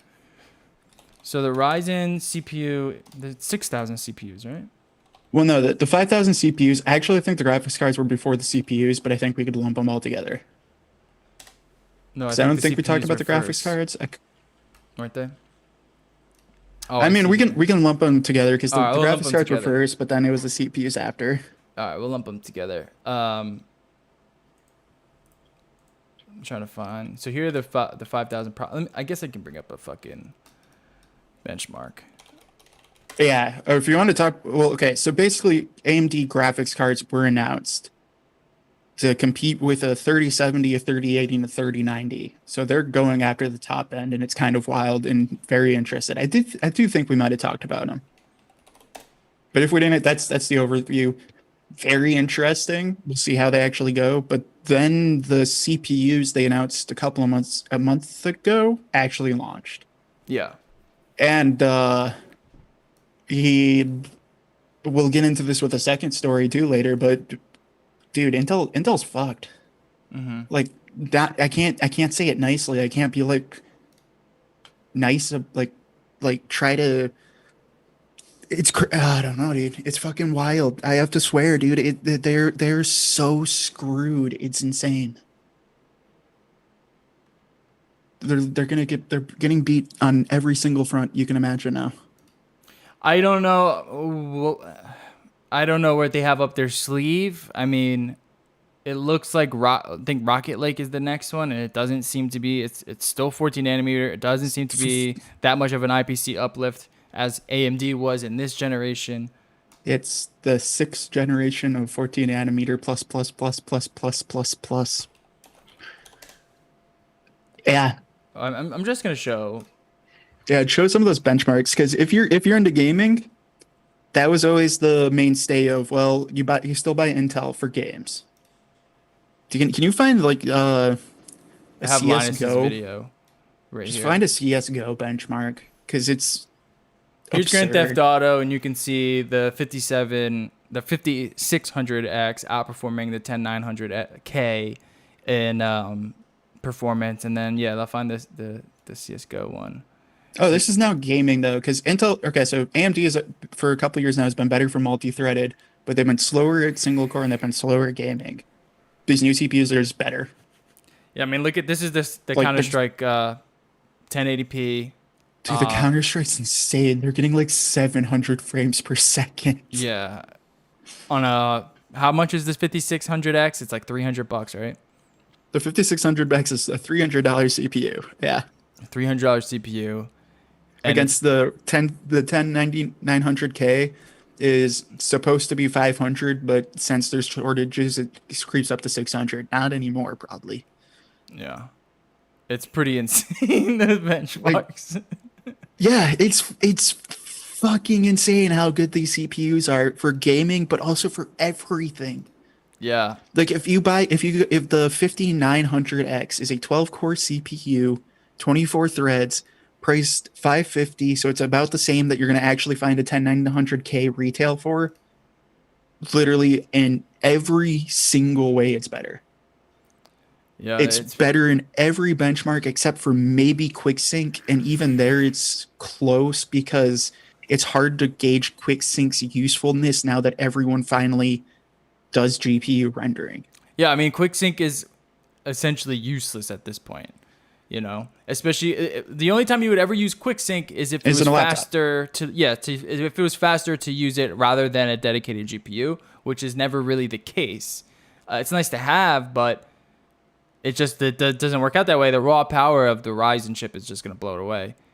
And Yeah. I mean, you're seeing the numbers here for yourself. You can go watch Linus video. I don't want to show all of his benchmarks, but I'll just put No, I mean the kind of Linus the fact that Puget Systems shows these things fucking crushing like anything for video work. It's crushing in most games, and some they're all so for gaming they're all basically around the same, and I think because they're all hitting bottlenecks basically. Yeah, probably. I don't think these new 3090s are these new 3090s aren't bottlenecked by any of these CPUs, and these CPUs are literally bottlenecked by a 3090. Yeah. Even the $300 one. Yeah, it's awesome. It really is awesome. Like for gaming. That's And then you can have your pick, absurd. like, do you need more cores? Because then you're just going to see that linear sort of progression forward. Because that's what I saw from all these graphs as well. It's just like, all right, well, the 5600 is the best way to go, and if you need more cores, you're still going to get that linear performance in cores, which is great. Yep. You're not going like the crazy part is for single core performance, they're all very close, and they're all really good and better than Intel, basically. And then you just decide how much money you want to spend for how much multi-threaded performance you need. Yeah. Yeah, it's pretty dope. It's nuts. So Intel is in a very tricky bind right now. Well, then we saw a lot of the Radeon stuff. So let me show some of the benchmarks of the Radeon, because I don't think we had benchmarks last time we talked about it. And that's why I'm more interested in the AMD graphics cards coming out, because they're going to use that smart access memory they keep talking up and other things. I'm interested in that because I'm definitely buying Ryzen. Yeah. Like, Yeah, that's going to be fascinating to see how much. I mean, what do they say? Like 10 to 20% maybe, or maybe like 10 to 12%. yeah, increase? probably realistically like 8 to 10. Yeah. But still, I mean, if it depends, like, what do you like? If you're pushing it, if you get a free 8 or 10% for buying that graphics card when you're gonna buy a Ryzen CPU anyways. yeah, and they were talking about like the way that you can overclock. Like, you could probably get like 15%. To be honest, if you really push these cards, you can probably see some like noticeable increases in performance from just having the system together like that, an all red system. So here's a Battlefield 5 at 4K Ultra, DirectX 11. Which is like the standard. I don't remember the fucking game engine they use, but you can see here, 6900 XT, 16 gigabytes. It's running 120 frames, 6800, just a little bit under that, and then it's beating the 3090. And then you see here the 6800, not the XT, is beating the 2080 Ti, near 100 frames per second. The 3080 is above that, but below the 6800 XT, which is priced. What's the pricing on that? Is it $50 more than the 3080, or is it $50 less? It's $50 less than the 3080, and it's beating it by. I wish you'd give me a percentage here. It's beating it by. It's at 113, where the 3080 is at 101. So you're getting that noticeable increase. About 13% more if you're basing it off 100. Showcase. I mean, we could show Modern Warfare. You can see it here. The same kind of story. The 3090 does beat the 6800 XT, but it doesn't beat the 6900. And then the 3080. I'm expecting the 6900 though to be a little bit worse than the 3090, but that's also okay. Yeah, I mean, it's way cheaper. Yeah, way fucking exactly. cheaper. Well, no, I was not expecting when to they ever were get a 3090, but now I might be getting a 6900 XT because of the performance compared to the 3090. It might actually be worth it for me. Yeah, well, I'm not gonna probably buy one of those. Probably buy 6800 or 6800 XT if I'm really feeling it. I'm not interested in a 3090 or competitor at this point. But I will say, going into those graphs, the 6800, the 6800 XT weren't saying they were using that smart access memory and rage mode or overclock. They were just trying to say, here's it on an Intel test bench, like card versus card. Yeah. The 3090 versus the 6900 XT, it did say it did use all the bells and whistles. Turn that stuff on, yeah. So, And there's but also I mean, way more RAM, just VRAM in there as well. Of yeah. the 3090. Yeah, with the 3090, but that's a side story for the 6800 and the 6800 XT. Both those cards have 16 gigs of RAM, Yeah, the VRAM. 3080 only has 10, and I think And they the came out and said it's not. 3070, the 3070 only has 8. Yeah, and I think Nvidia said they're not going to be releasing a 12 gigabyte version of the 3080. I think that was the news that came out this week. So here you can see again the 6800 XT performing slightly better than the 3080, and then the 6900 XT performing better than them all in Modern Warfare. Let's do for Horizon. That's not going to be like a big issue for right now, but I am curious how that handles over like the next 3-4 years. You're expected to keep these cards, because that's where I'm worried, because you can make Doom on 4K take up 12 gigs of RAM easily, like VRAM. So if you're like buying a 3070 and only getting 8, but your competitor is getting 16, that's True. a huge difference, especially if you're trying to hit the 4K and we start seeing more intense games in like 3 years. Yeah, that's a good point.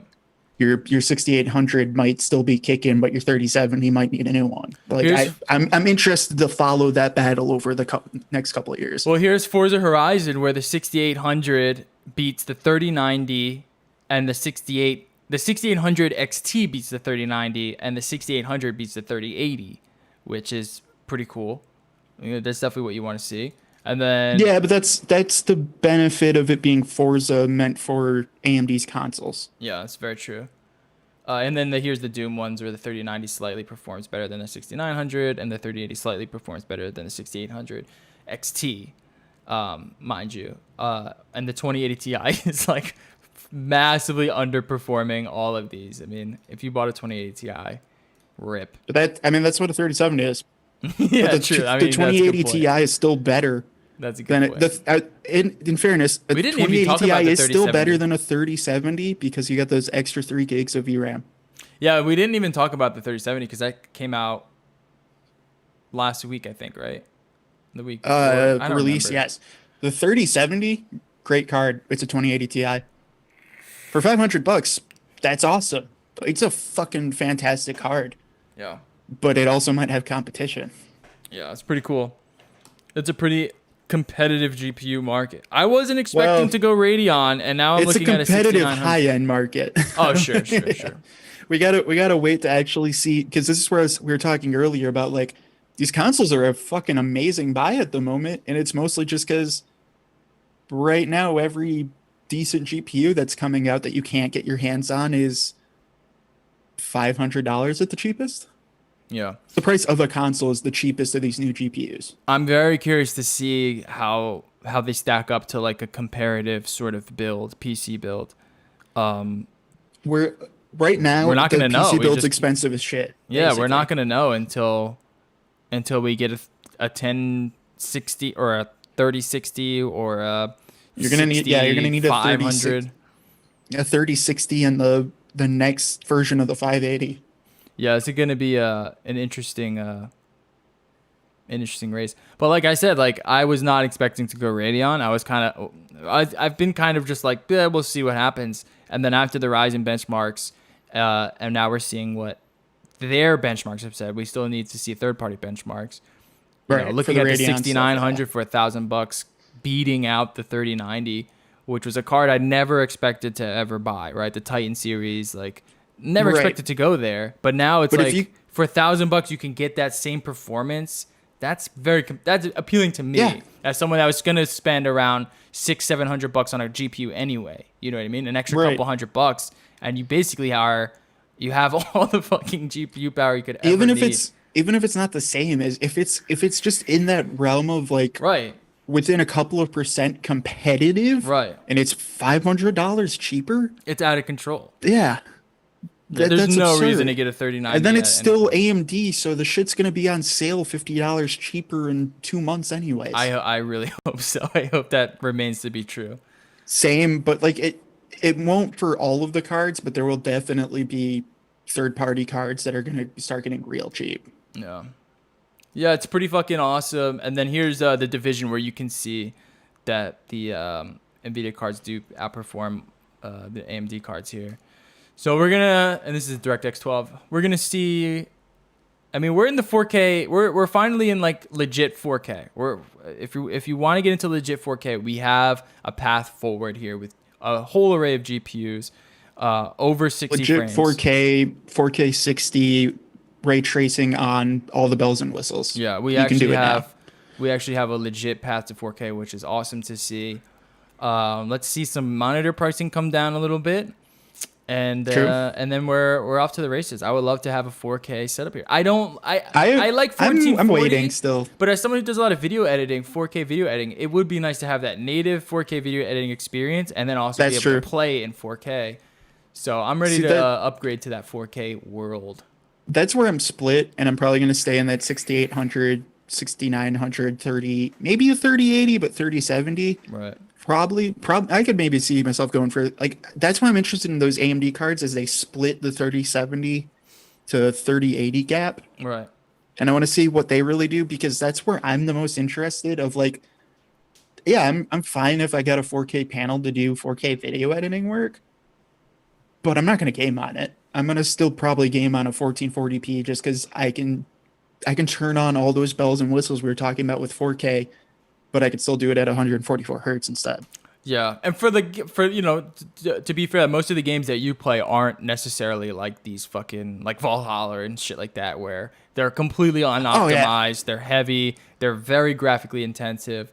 So I play a majority of those games, so it'll be nice to see that extra fidelity in the resolution. Because I'm not a frame whore. And I do still play some pretty games, but the harder part for me is, a lot of the games I do play, they aren't beautifully optimized, so I do need some power to do that. Yeah.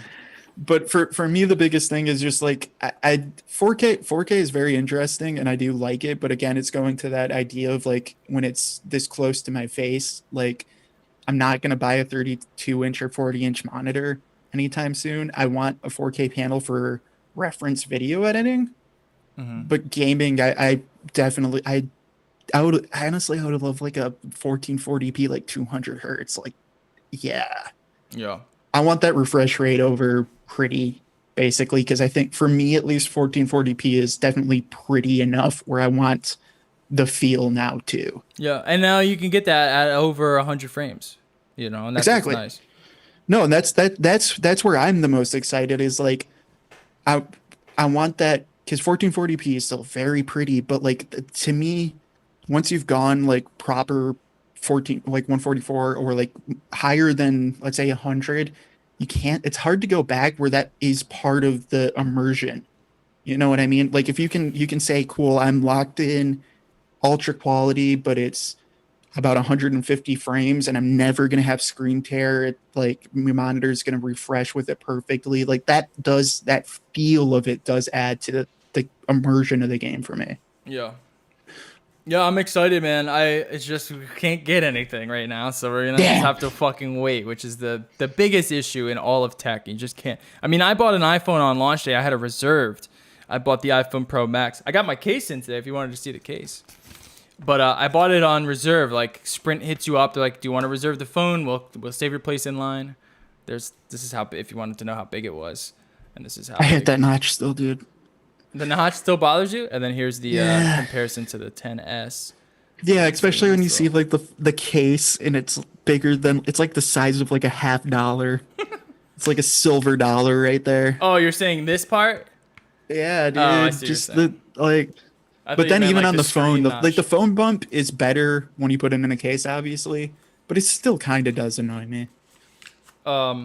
This is big. If you're wondering, if you're coming from a 10S or a regular phone, that's pretty big. I'm excited to get it in.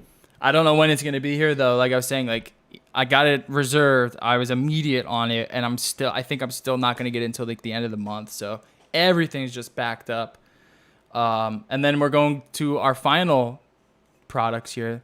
The part 2 of CPU wars of where the fuck is Intel? Yep. We have Apple has released their M1 MacBooks, the MacBook Air, the MacBook Pro, and the Mac Mini. Bye-bye. Yeah.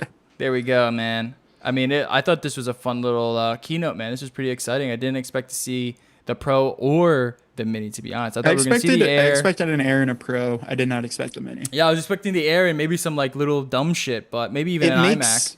it makes sense they brought a Mini though, because that's the dev kit. Right. So I was expecting them to eventually do a Mini refresh pretty quick, but I wasn't expecting it to be the second thing they showed. Yeah, they're definitely still pushing that through. Very nice to see. When was the last time they released that Mini? Was that 2 years ago? Or was that last year? 2 years. Fucking man, time flies. Huh? Was it 2? Might be almost almost 3, because I was 8th gen.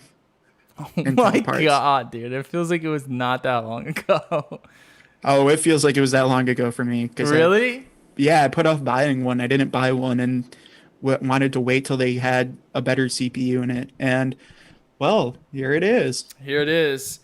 I mean, we don't the really have other any part is benchmarks. it actually has a GPU in it, sort of.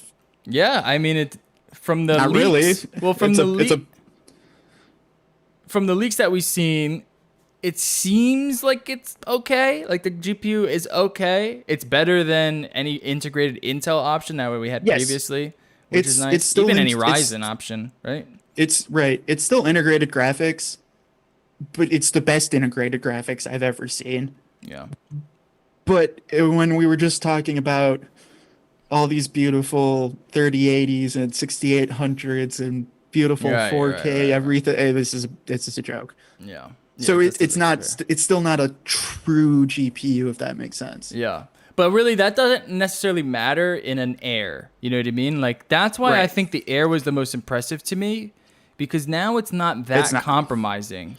No, it's incredibly compromising. Are you kidding me? Well, because of the fan. Yes, they Well, took they took the fan out of the Air. I Fanless don't design. get it. I want to see how much of an impact that makes. It will, dude. Yeah, I want to see it. I want to Like see it. I don't. If I do want to see it, but to me, sitting here, it doesn't make sense. It's a electronics part. It might be super efficient, but to make that actually work without a fan, I think it's mostly just marketing. And I don't You're think people probably should right. buy one until they see them. Yeah, you're probably right. Yeah, don't buy the Air unless you see what the fuck. Until these until parts we are. actually see someone try to actually use this thing, don't buy it. Because that was the issue with the last Air, is they put a fan in it, but they didn't connect it to the heatsink. Yeah. And the last Air was a really underpowered chip in the first place. The last Air was a 7-watt chip. Yeah. It was not a power hungry chip at all. And even with a fan, people were told to go buy dual cores because it overheated that much and fucking sucked. You were supposed to go buy the dual core Air because the quad core was too hot. Yeah. And even with the dual core, literally opening Zoom would bring your CPU to 100%. Yeah, it just throttled like a motherfucker. So stupid. Right. So it's just one of those, I don't get this personally. For me, I don't understand the hype of it doesn't have a fan. Like, that's physics. You put power to CPU generates heat as it works. My argument Like- is if it's anywhere near the iPad Pro in terms of performance and what it can do and gives you that full Mac experience. That's fair. Now that's where I have to figure out what the efficiency is. Right. That's You know kind of I mean? what 'Cause I'm thinking the Air is going to be like. It's going to be more of like an iPad Pro with a keyboard. You know what I mean? And to me, and I think that's pretty you attractive. don't need a fan. Yeah. That you probably don't actually need a fan, but it's really. So what's it like clocked to? Because they're talking about how powerful this chip is, and it's faster than 90% of laptops. Yeah. And it's so little power draw that it doesn't need a fan. Like that's. I'll believe it when I see it, I guess. Yeah, basically. I want to see really what this can do, because if it can edit 4K, like that's my benchmark for the Air only, really. which the iPad Pro can. Right. If Like they can do it. You can get these parts to be that power efficient, but the way they're talking about them doesn't scream to me that they're that power efficient. Yeah. Yeah, I'm curious to see how the Air performs, because that's the only one without the fan in this case. Right. And I'm expecting to be a little bit more than the iPad Pro and a better GPU integration into it. And if that's the case, if you can actually edit 4K video on this and you don't have to, it's just fine, right? It just works perfectly Right. fine. It's smooth. That's going to No, be a if much it's- more if- impressive computer to me than the Pro 13 because I'm thinking to going down the size from the 16 to the 13. I love that size. And if that's the case, I'll be pretty happy with it because I already have the desktop. You know what I mean? And then Right. it might be the way to go. But Welcome to my world, basically. yeah, but like, then no, if you want that's- the more that is power, then you have the Pro and you can put the fan in it. But then it's a lot more expensive. You know, that's where the pricing Right. comes into play. But like and plus the Air has a P3 screen now. Oh yeah, Hell yeah, dude. that's fucking awesome. It's not But HDR though. that's I a was nice hoping to be big good change. HDR, but I want to see it, and like if they do, kudos, because like that is the dream. Is like, yeah, dude, Right. give me a $800 or a $900 EDU pricing or $1,000 laptop that kicks ass. Like, yeah, that can do any video editing, any photo editing, any sort of design. It's not gonna Coding, run all like the anything. games. Yeah, it's not but like gonna. for work, if it can do everything, that is the dream. Yeah. I just do worry that that's gonna be like they're either trying to flex too hard by not putting a fan in, or they're just gonna make it that much more underpowered compared to the Mini and the Pro. Yeah, we'll Because find I don't out. think they're gonna. I think what they're gonna have to do is they're gonna have to make it like an iPad. It's going to be That's what I think it's gonna be. more like. undervolted, underclocked in comparison to the other two parts. Yeah, that's what I think they're gonna do. I think that's how it's And gonna work. because they're not gonna let it throttle. This is the coming out party. This is the flagship. That's why to me I'm just sitting here like you could have just put a fan on it. Yeah. Like just put a fan on it. But then they have the Pro 13, which does have the fan. Like, I'm wondering how much more powerful the 13 will be compared to the Air. We really gotta wait for benches because we don't really like. This We know is what they just made up numbers. I know. and I threw don't them out like how there. they do their numbers because it's just it makes no sense comparatively. Like they Yeah. always do this too. It's 90% faster than the most commonly bought laptop. What the fuck does that mean? I don't know. It is 8-core CPU, 8-core GPU. Well, it's 8-core CPU, it's 7-core GPU in the MacBook Air, and then an 8-core GPU in the Pro 13 and in the Mac Mini. But that's not that, and this is where we start getting into ARM land. It's not a straight 8-core like you would think with an x86. So it's Right. a 4 and 4. It's 4 big, 4 little. Yeah. And they're claiming the little cores are as good as the dual core previous MacBook Air. If that's true, that could be really good. But that also cautioned me to put a fan in it. So But- here's a graph. This is explaining what we were just talking about. Here's a graph that shows you the M1 compared to the latest PC laptop chip. That's just what they called it, the latest Yeah. PC laptop chip. No, that was all of their comparisons were like it's faster than the most common bought thing, which you're like, What is that? which is when was it the most common bought? Was it the most common bought today? Was it the most common bought 3 years ago? Like, what does you none of this means anything. Yeah, it's so stupid, so confusing. Up to 2 times faster GPU performance, and then you go to the little annotation. Then what? And it says testing conducted in October 2020 using pre-production 13-inch MacBook Pro with Apple A1 and 16 gigs of RAM. Performance measured using select industry standard benchmarks. Comparison made against latest generation high-performance notebooks commercially available at the time of testing. Which are? So there you go with that. 20 matches PC. I mean, like. Does that mean it has a GPU, or are you talking only iGPU? Are you talking against your old products? Are you talking Right. about Look at this graph. It's- versus the same price market? Are you talking at a higher price market? Or like Wait, just look at the graph. It's just like this is a graph that you would make if you were like like if you were like 6 and you're like this is how much better it is and you just draw a line higher. That's basically what they did here. It makes no sense. no, they completely lost me when they were like, "Yep, dude, it's." Yeah, the graph. Yeah, you're showing that graph, dude. That graph was wild. Yeah, it's so stupid. Absolutely. Yeah, they don't give you wild. any specifics on what they're testing it against. My guess would be they're testing it against the Ultrabook Intel chips, the 10th gen Ultrabook Intel chips, That would be my guess. That's what they're kind of comparing it to. I hope that's what they're comparing it to, because then that it would make more sense if that was the, I don't think they're doing the last generation, the 9 series.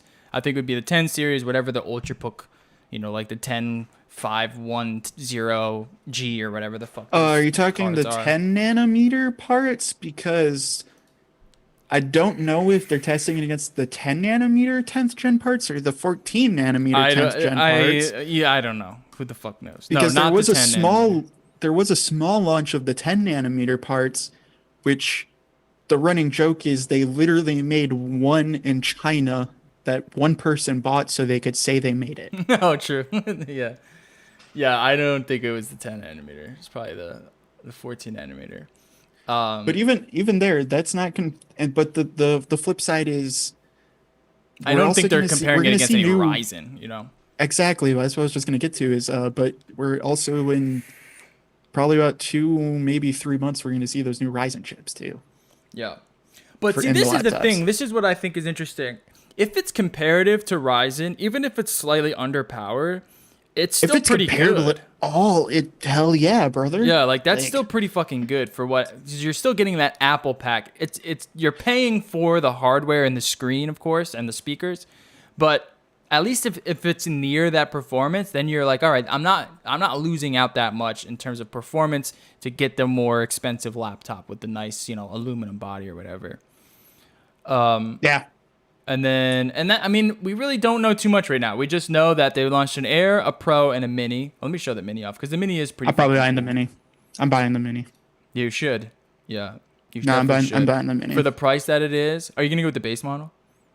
Um, That's the question, I'm right? thinking actually probably It's what $6.99. It's $5.99 for no the education. 679 for EDU pricing. Yeah, and that's pretty good.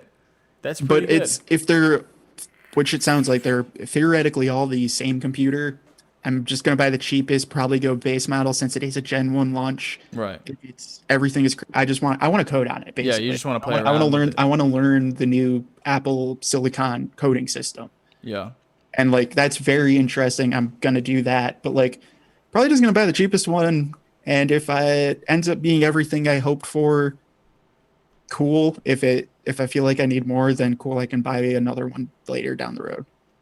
Yeah, and what's cool about the They're Mini is you can pricing for stack 'em. like they're pricing for memory upgrades and storage upgrades right now are absurd to me.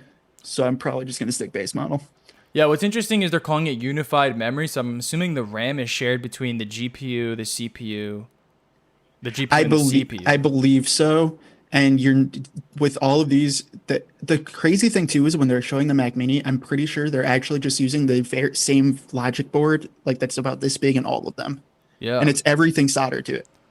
So don't buy this and think like I'll be able to drop in another 8 gigs of Yeah. RAM like you could with the old Mac Minis. You're not going to be able to. It's literally a little tiny board where everything is soldered together like a Raspberry Pi. Yeah, and that's what I'm interested in seeing with the RAM. Like, I mean, if the VRAM is 16 gigabytes, if it's being shared with the same, like, or are they splitting it? Is it 8 gigabytes going to the CPU, 8 gigabytes going to the GPU? Like, I have no idea how that really works. They haven't really explained that much in the keynote, at least. Right. That's why you gotta. I'm waiting for reviews, but that's why I'm also like, yeah, I'm just gonna buy the base model. And I'm also curious to know, like, because their iPhones are kind of the same way, where the memory aspect of it, they really focus on like utilization and just making sure that Right. you're getting every piece of that RAM. Where they're not focusing on like, oh, like this Samsung has 64 gigabytes. This kind of transition into the ARM kind of makes sense with the same type of memory upgrading path, where it's like Apple just doesn't really care too much about competing on like 64, 32 gigabytes of RAM. But Well, we'll see. Like, I don't know how much of effect that's going to make, With Unix, you don't need it, and that's why I'm not worrying about it as much.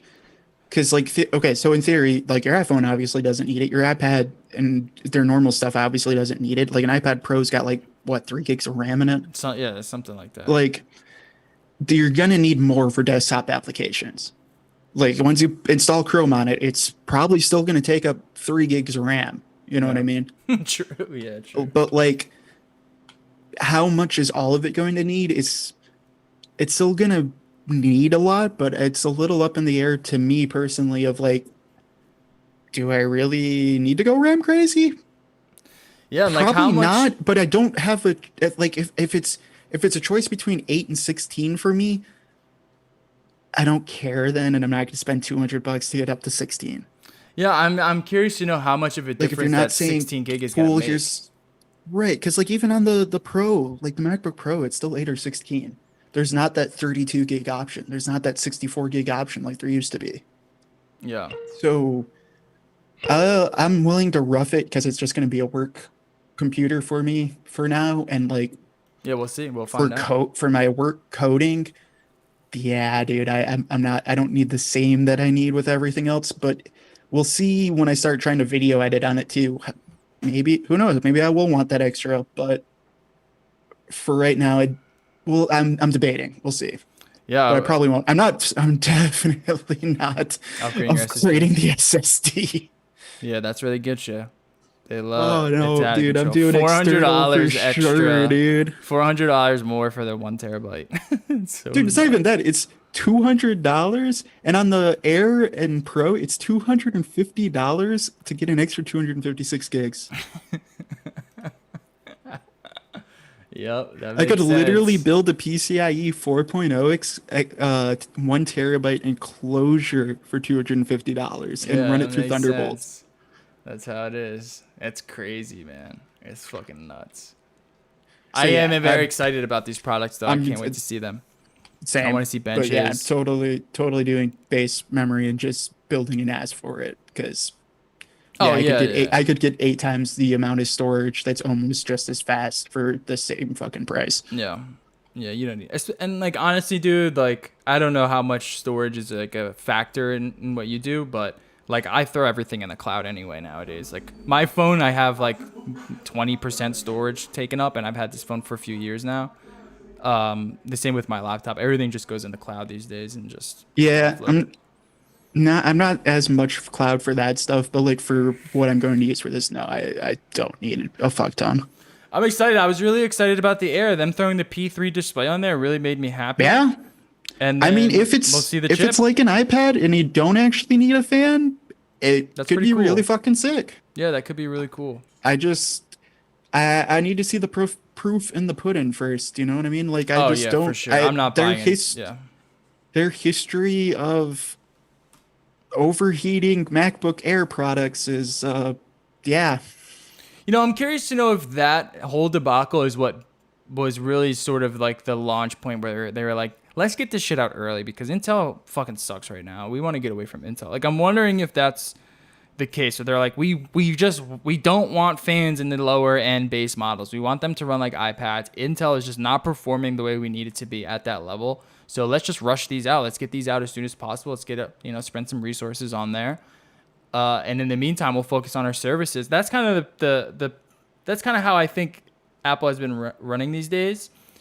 What I think is going to be the most interesting aspect of this is going to be the real test, is like the 16-inch, the iMac, like stuff that needs like some A heavy, real GPU. yeah, like heavy, like is a real GPU even going to work in this situation? Like No. how is this even going to play together? And we're going to see if they can really, if that's going to work.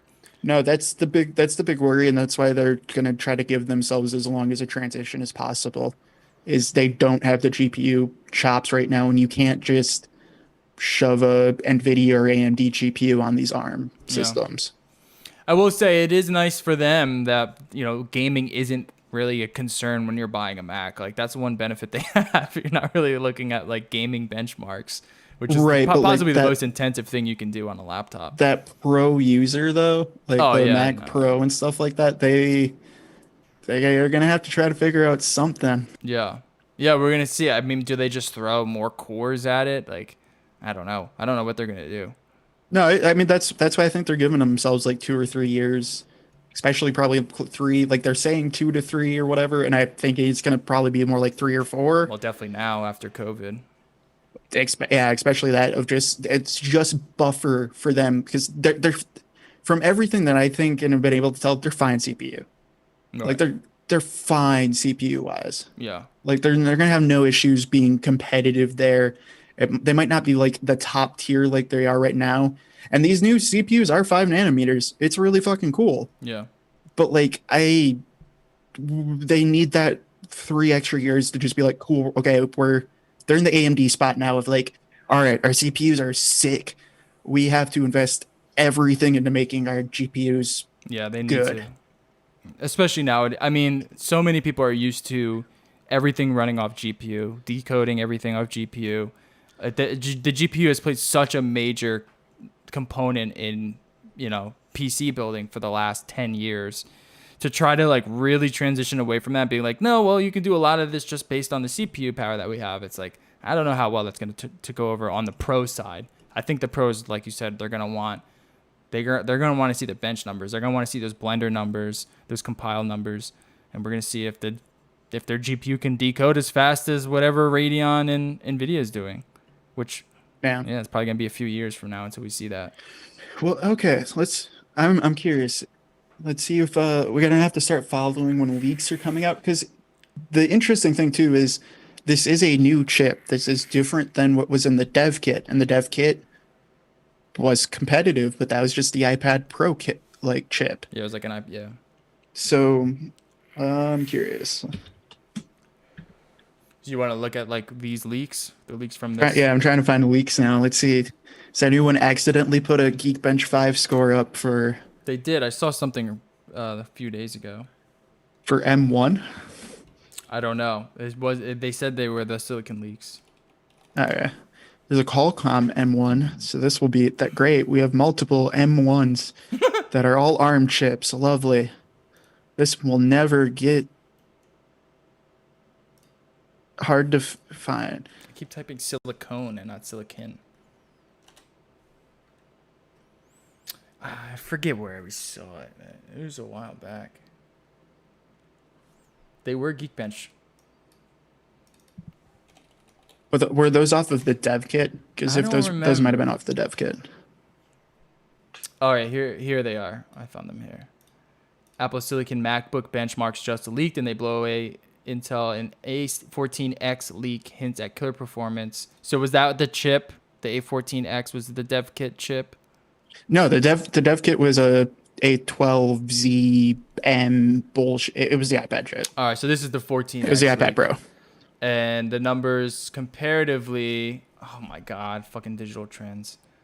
Apple Insider, let's see here. I just want the graph. I saw the graph the other day. Alleged CPU benchmarks show a 1.8 gigahertz processor capable of turbo boosting to 3.1. 8-core processor with big little arrangement. Single core performance scored 1634 versus the A12Z at 1118.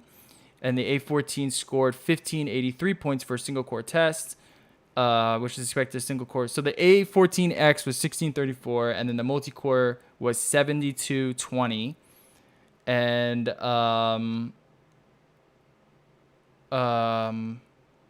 where are the GPU aspect? For comparison, a 16-inch MacBook Pro with an Intel i9 processor scored 1096 for single and 6869. So it's beating out the i9 processor in the 16-inch MacBook, allegedly. And there were also GPU numbers. We also had GPU numbers. I think Max Europe had numbers up. Let me see if I can find. Yeah, that's not bad. I mean, that's where I've been currently leaning is instead of buying one of these laptops, I'm going to buy the Mac Mini. It's the cheapest, and I love Mac Minis.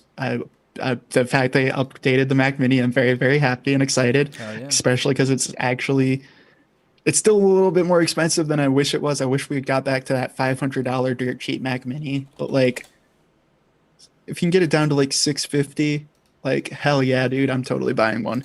And my side thought is instead of buying one of these laptops, because it's a pandemic, I'm not leaving unless I have to, but I'm not going to the coffee shop to work like I used to. I'm gonna buy the Mac Mini, and instead of a laptop, I'm just gonna buy an iPad Air. And the iPad Air is fucking fantastic. And when I need that P3 screen, I can just sidecar to the iPad Air. I mean, that's pretty. It's a pretty good setup. Then it's the same price as buying a Mac Pro, Yeah. but then it's less versatile, but also more versatile. Because what I realized too is you can still do sidecar, and what I'm really tempted to do is get that that dongle that you used to be able to use on the iPad Pro, or you can still, but you can turn your iPad Pro screen into a Mac Mini actual screen without sidecar anyways. Just leave the Mac, go to if once it's time to go to the coffee shops, just go to the coffee shop, leave the Mac Mini in the backpack, just plug it in and set down the iPad Air with a Bluetooth keyboard and mouse, and you're there anyways. There's my laptop. It's now just the iPad with a brick and power brick in my backpack. Yeah. There you go. I mean, that's not a bad setup. So But here, the thing too with doing it that way with the sidecar, the biggest reason I want a laptop at the moment is just it's literally to just walk around or to be able to like go and sit on my couch. oh Like, yeah, that's all I want is like to just go sit on my couch. But with sidecar, I already have an iPad, so I and you could can just swipe go it. sit on my couch with my iPad. That's also an actual computer. Right, and you can just swipe it away. Like it's a swipeable, you know what I mean? Right. It's like an app. So shit still pops up. You can still get your texts on there. Like that's why I Right. really like the iOS system is like all of your communication apps are still embedded. And now getting that on your PC side and your laptop side in the same way that it is on the phone, I think that's pretty cool. And then the Mac Mini's the biggest one with a fucking fan on it. True. So theoretically, it's the cheapest, and it's also going to be the most powerful. Yeah, and then here is the And it's an iPad Mini that actually has better GPU performance than the last one by far. here's the estimated. Well, these aren't estimated, but here are the estimated. This is what Max Yurev posted from the leaks, I believe. The 2020 base 16-inch MacBook Pro AMD Radeon 5300M. The A14X chip scores higher than that in the metal graphics, but slightly higher, but it does score higher than that. It's a 24,346 versus 25,142. And then I think that's the only benchmark that they have up here, the only leaked And benchmark how here. is he deciding this? I think these are from the leaks. I don't want to play the video. I forget exactly how these numbers I came about. doubt that, but yeah, because they were talking that the only actual numbers they really gave us was it's what 2.6 teraflops, that 5300's like Right. 3.54 teraflops. Yeah. So I don't know if it's going to be that good, but it's like compared to integrated graphics, it's definitely a huge improvement. It's a huge step up, but I'm not going to sit here and pretend that this is an actual GPU. No. Like they were showing Baldur's Gate 3 on it, and it's like, hell yeah, that's awesome that it's running Baldur's Gate 3, but it's also I running can't it on find the lowest graphics setting I didn't even know was possible. Yeah, I mean, it looked like an iPad app. Like an iPad. Which it is. Like, yeah, it's a really, really good iPad. But that's the GPU performance you're going to expect. We're making Xbox 360 games again. Like, Well, I'm fine with that, to be honest. oh no, I'm not complaining about it. I'm just like, No, you're not getting that's gonna ray have to be their effort. You know what I mean? That's the compromise you're making right now between Apple and PC. I mean, it's gonna come down to graphical performance. You know, if you want a game, you're still gonna have to go PC. That doesn't seem like that's ever gonna change, and that seems like Apple's MO is just like productivity, design, focused, lightweight, silent machines, aluminum body hardware, and then on the Windows side, if you want to run anything at any game or anything at a respectable frame rate with good fidelity, then you can have your choice between the NVIDIA and Radeon, which is it is what it is. That's just how it's kind of it feels like it's always going to go that way. Unless there's going to be some sort of like metal revolution from Apple Silicon where people start to really push these like integrated GPUs to be able to do any sort of ray tracing. I just don't ever see that happening. At least not anytime soon. I mean, no, it's definitely gonna get better, but Are we going it's to see gonna take ray it's gonna tracing? take You know it's what I gonna mean? take 3-4 years. You know. Are we going to be able to see anything like rivaling an RTX graphics, dedicated graphics option in like a Razer? I don't know if we're ever going to get to that point. I think I think we could eventually get to that point, but that's just the like ultimate like if you for them to get competitive with an like AMD and Nvidia, no, it's gonna take 10 years, dude. Yeah, it's gonna be a very long time. But that's the path that they're on, and they are going to have to continue to be on to me to really keep selling these things, or they're slowly going to continue shifting away from pro users. Yeah, that's what's gonna be fascinating is it's Like for kind of consumers, you don't need that. For consumers, these are amazing, but like they've always had this sect of we got the pro users, and this is not a pro user move. yeah. And what's to me what's gonna be fascinating is like when they start to lag behind because they're not gonna be able to. I don't know. Maybe they will, but if they start to lag behind, how much of a difference that's going to be between whatever AMD and Intel are doing and whatever Nvidia is doing? Like, is there ever going to be a point where they're just like really behind? We're gonna have to wait and they see. are right now. Yeah. Like, I mean, truth be told, that like this is a really awesome new CPU, but there's like if the new 13-inch MacBook Pro is going to still probably be demolished at GPU performance by their 16-inch that's currently out. Yeah, but at least they're competitive on the CPU side. You know what I mean? Oh yeah. I'm just Um, purely talking GPU there. No, yeah, I mean, I'm saying both sides. Like, if they just can't compete into the level, because I mean, there's definitely the potential there. That's the big risk of all of this. yeah, because they got a lot. There's a lot going on in that hardware department now. You know? Yeah. They have a lot of right money, now, though, I expect it to keep going well, but like I mean, 8 years ago, AMD looked like they were going to die, and we were still on bulldozer. True. And now they're top again. Yeah, true. It really just depends. Like about 14 years ago, Macs were on Power PC. Yeah. You know what I mean? So like, Yeah, we're talking years. we'll anyway. see, but I would expect it to be a pretty good run for 10 years, and in 10 years we'll see if there's any worry there, I guess. I'm excited. I would love a new design of a MacBook. That would be nice. I was hoping they were going to make the Mac Mini smaller, to be honest. It looks like it is a little smaller, but like I was hoping they're going to really shrink it. Yeah, it's not small in terms of like this way. It seems smaller, thinner, but it's Yeah. still kind of wide. Like it's still kind of like. I wanted to long-wise. make it Nook size, you know what I mean? Yeah, that would have been nice. Especially with how small these CPUs are and stuff. And like they showed the internals of it, and it's fucking a quarter filled. Like, I mean, the whole thing is basically the fan. Really, that's where the big Yeah. size is. no, the fan's not even that big. It's a fucking little blower. Like that's all. It's fucking empty space in there. Oh, the Mini has the Thunderbolt 4 also, which is interesting. Or Yes. the Thunderbolt 4 or USB 4, or maybe both. I USB don't 4. exactly remember what it was. No, so it has two Thunderbolt 3, and it has two USB 4 Type A ports. Because Thunderbolt is getting standardized as USB Type 4 last I knew. Right. But And these there's are all Type this 4 Type A, USB-C. so it still sort of is 4 Thunderbolt ports speed-wise, but 2 of them are Type C connectors and 2 of them are Type A connectors. Oh, okay, yeah, okay. But they also added an HDMI on the back.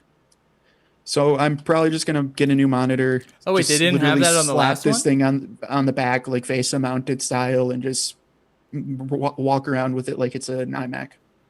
They didn't have the HDMI on the last one? Or was it DisplayPort? I think it was a mini display port. I don't remember. No, this is like a full size HDMI port. Oh yeah, I saw that on this one. Yeah, it's pretty fucking dope. Yeah, it kind of makes sense too, like the pricing of the Mac Mini. You know, there's obviously a little bit of a profit there, but if you were to attach the display on the Mac Air, you're probably around $1,000. That kind of. Oh no, it's still very close price wise. Where like, if you're not a crazy person like me, or you actually need a laptop, definitely consider an Air. If assuming Yeah, don't buy it doesn't anything right now. overheat, Don't like don't definitely buy wait on all of these. Don't be the crazy person I am and buying them because I want to code on it. it. Yeah. Like, yeah, I'm I gonna just wait knew for I was gonna some- buy one. I was gonna buy the first model because I want to code on it. Yeah, my next upgrade I'm going to be going to, it'll be a downgrade. It'll be from 16-inch down to, considering, you know, if these pan out the way that they're saying, then I'll probably go to a 13-inch, even an Air. Who knows? We'll see. It's so funny watching them like put the fucking Air with a 6K display. All right, Yeah.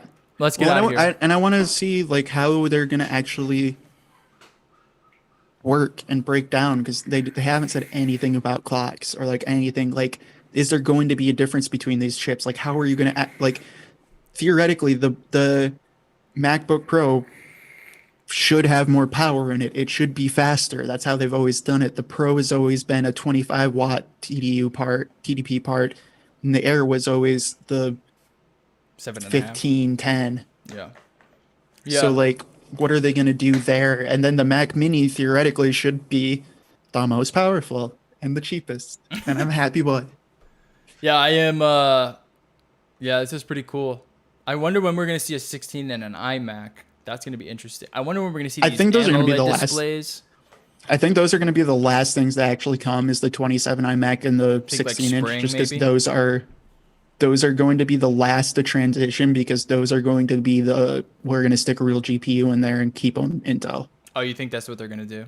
Yeah, I think they're going to be the last to transition, just because those are the ones that like the power user people are like, no, I need a fucking real GPU in it. Actually, you know what? I think I heard that the last iMac that they just released was the last Intel. So we might have to wait an entire year before we see another iMac. Now, well, don't remember if that's true I'm or saying not. the 27. I think they might bring out that 24, and that might be Apple Silicon. But like the 27-inch iMac and the 16-inch MacBook Pro, any more that we see of those, I do think they're going to be still Intel, and here's a GPU for the power users. That the integrated chips aren't there yet. Yeah, Because that probably makes they have to sense. cater to both of those markets still. And that's going to be very interesting to see how they do that. Yeah, that makes sense. The 16-inch staying with Intel for now, especially with the release of what Ryzen and AMD, and we're just going to see what Intel does, I guess. Right. Who knows? Maybe they But can. now we're getting new Radeon graphics cards. Like, imagine a 16-inch with like a 6800 I mobile know. version in That'd it. be Like, fucking awesome, man. And then if you don't need that, you can go with the silicon and have a fucking iPad with a P3 display and a keyboard. no. All right, let's get out of here. Thank you all for listening. Jam-packed news coming at you every Tuesday, 6:30 p.m. Eastern. Make sure you subscribe over on No Life Digital on YouTube, and also No Life_Digital over on Twitch. You can see us right there down in the corner. Go follow the Twitch account. I'm going to start putting up this stuff on the Twitter so you guys know where to go on that. And yeah, we'll see you guys next week. Peace, peace.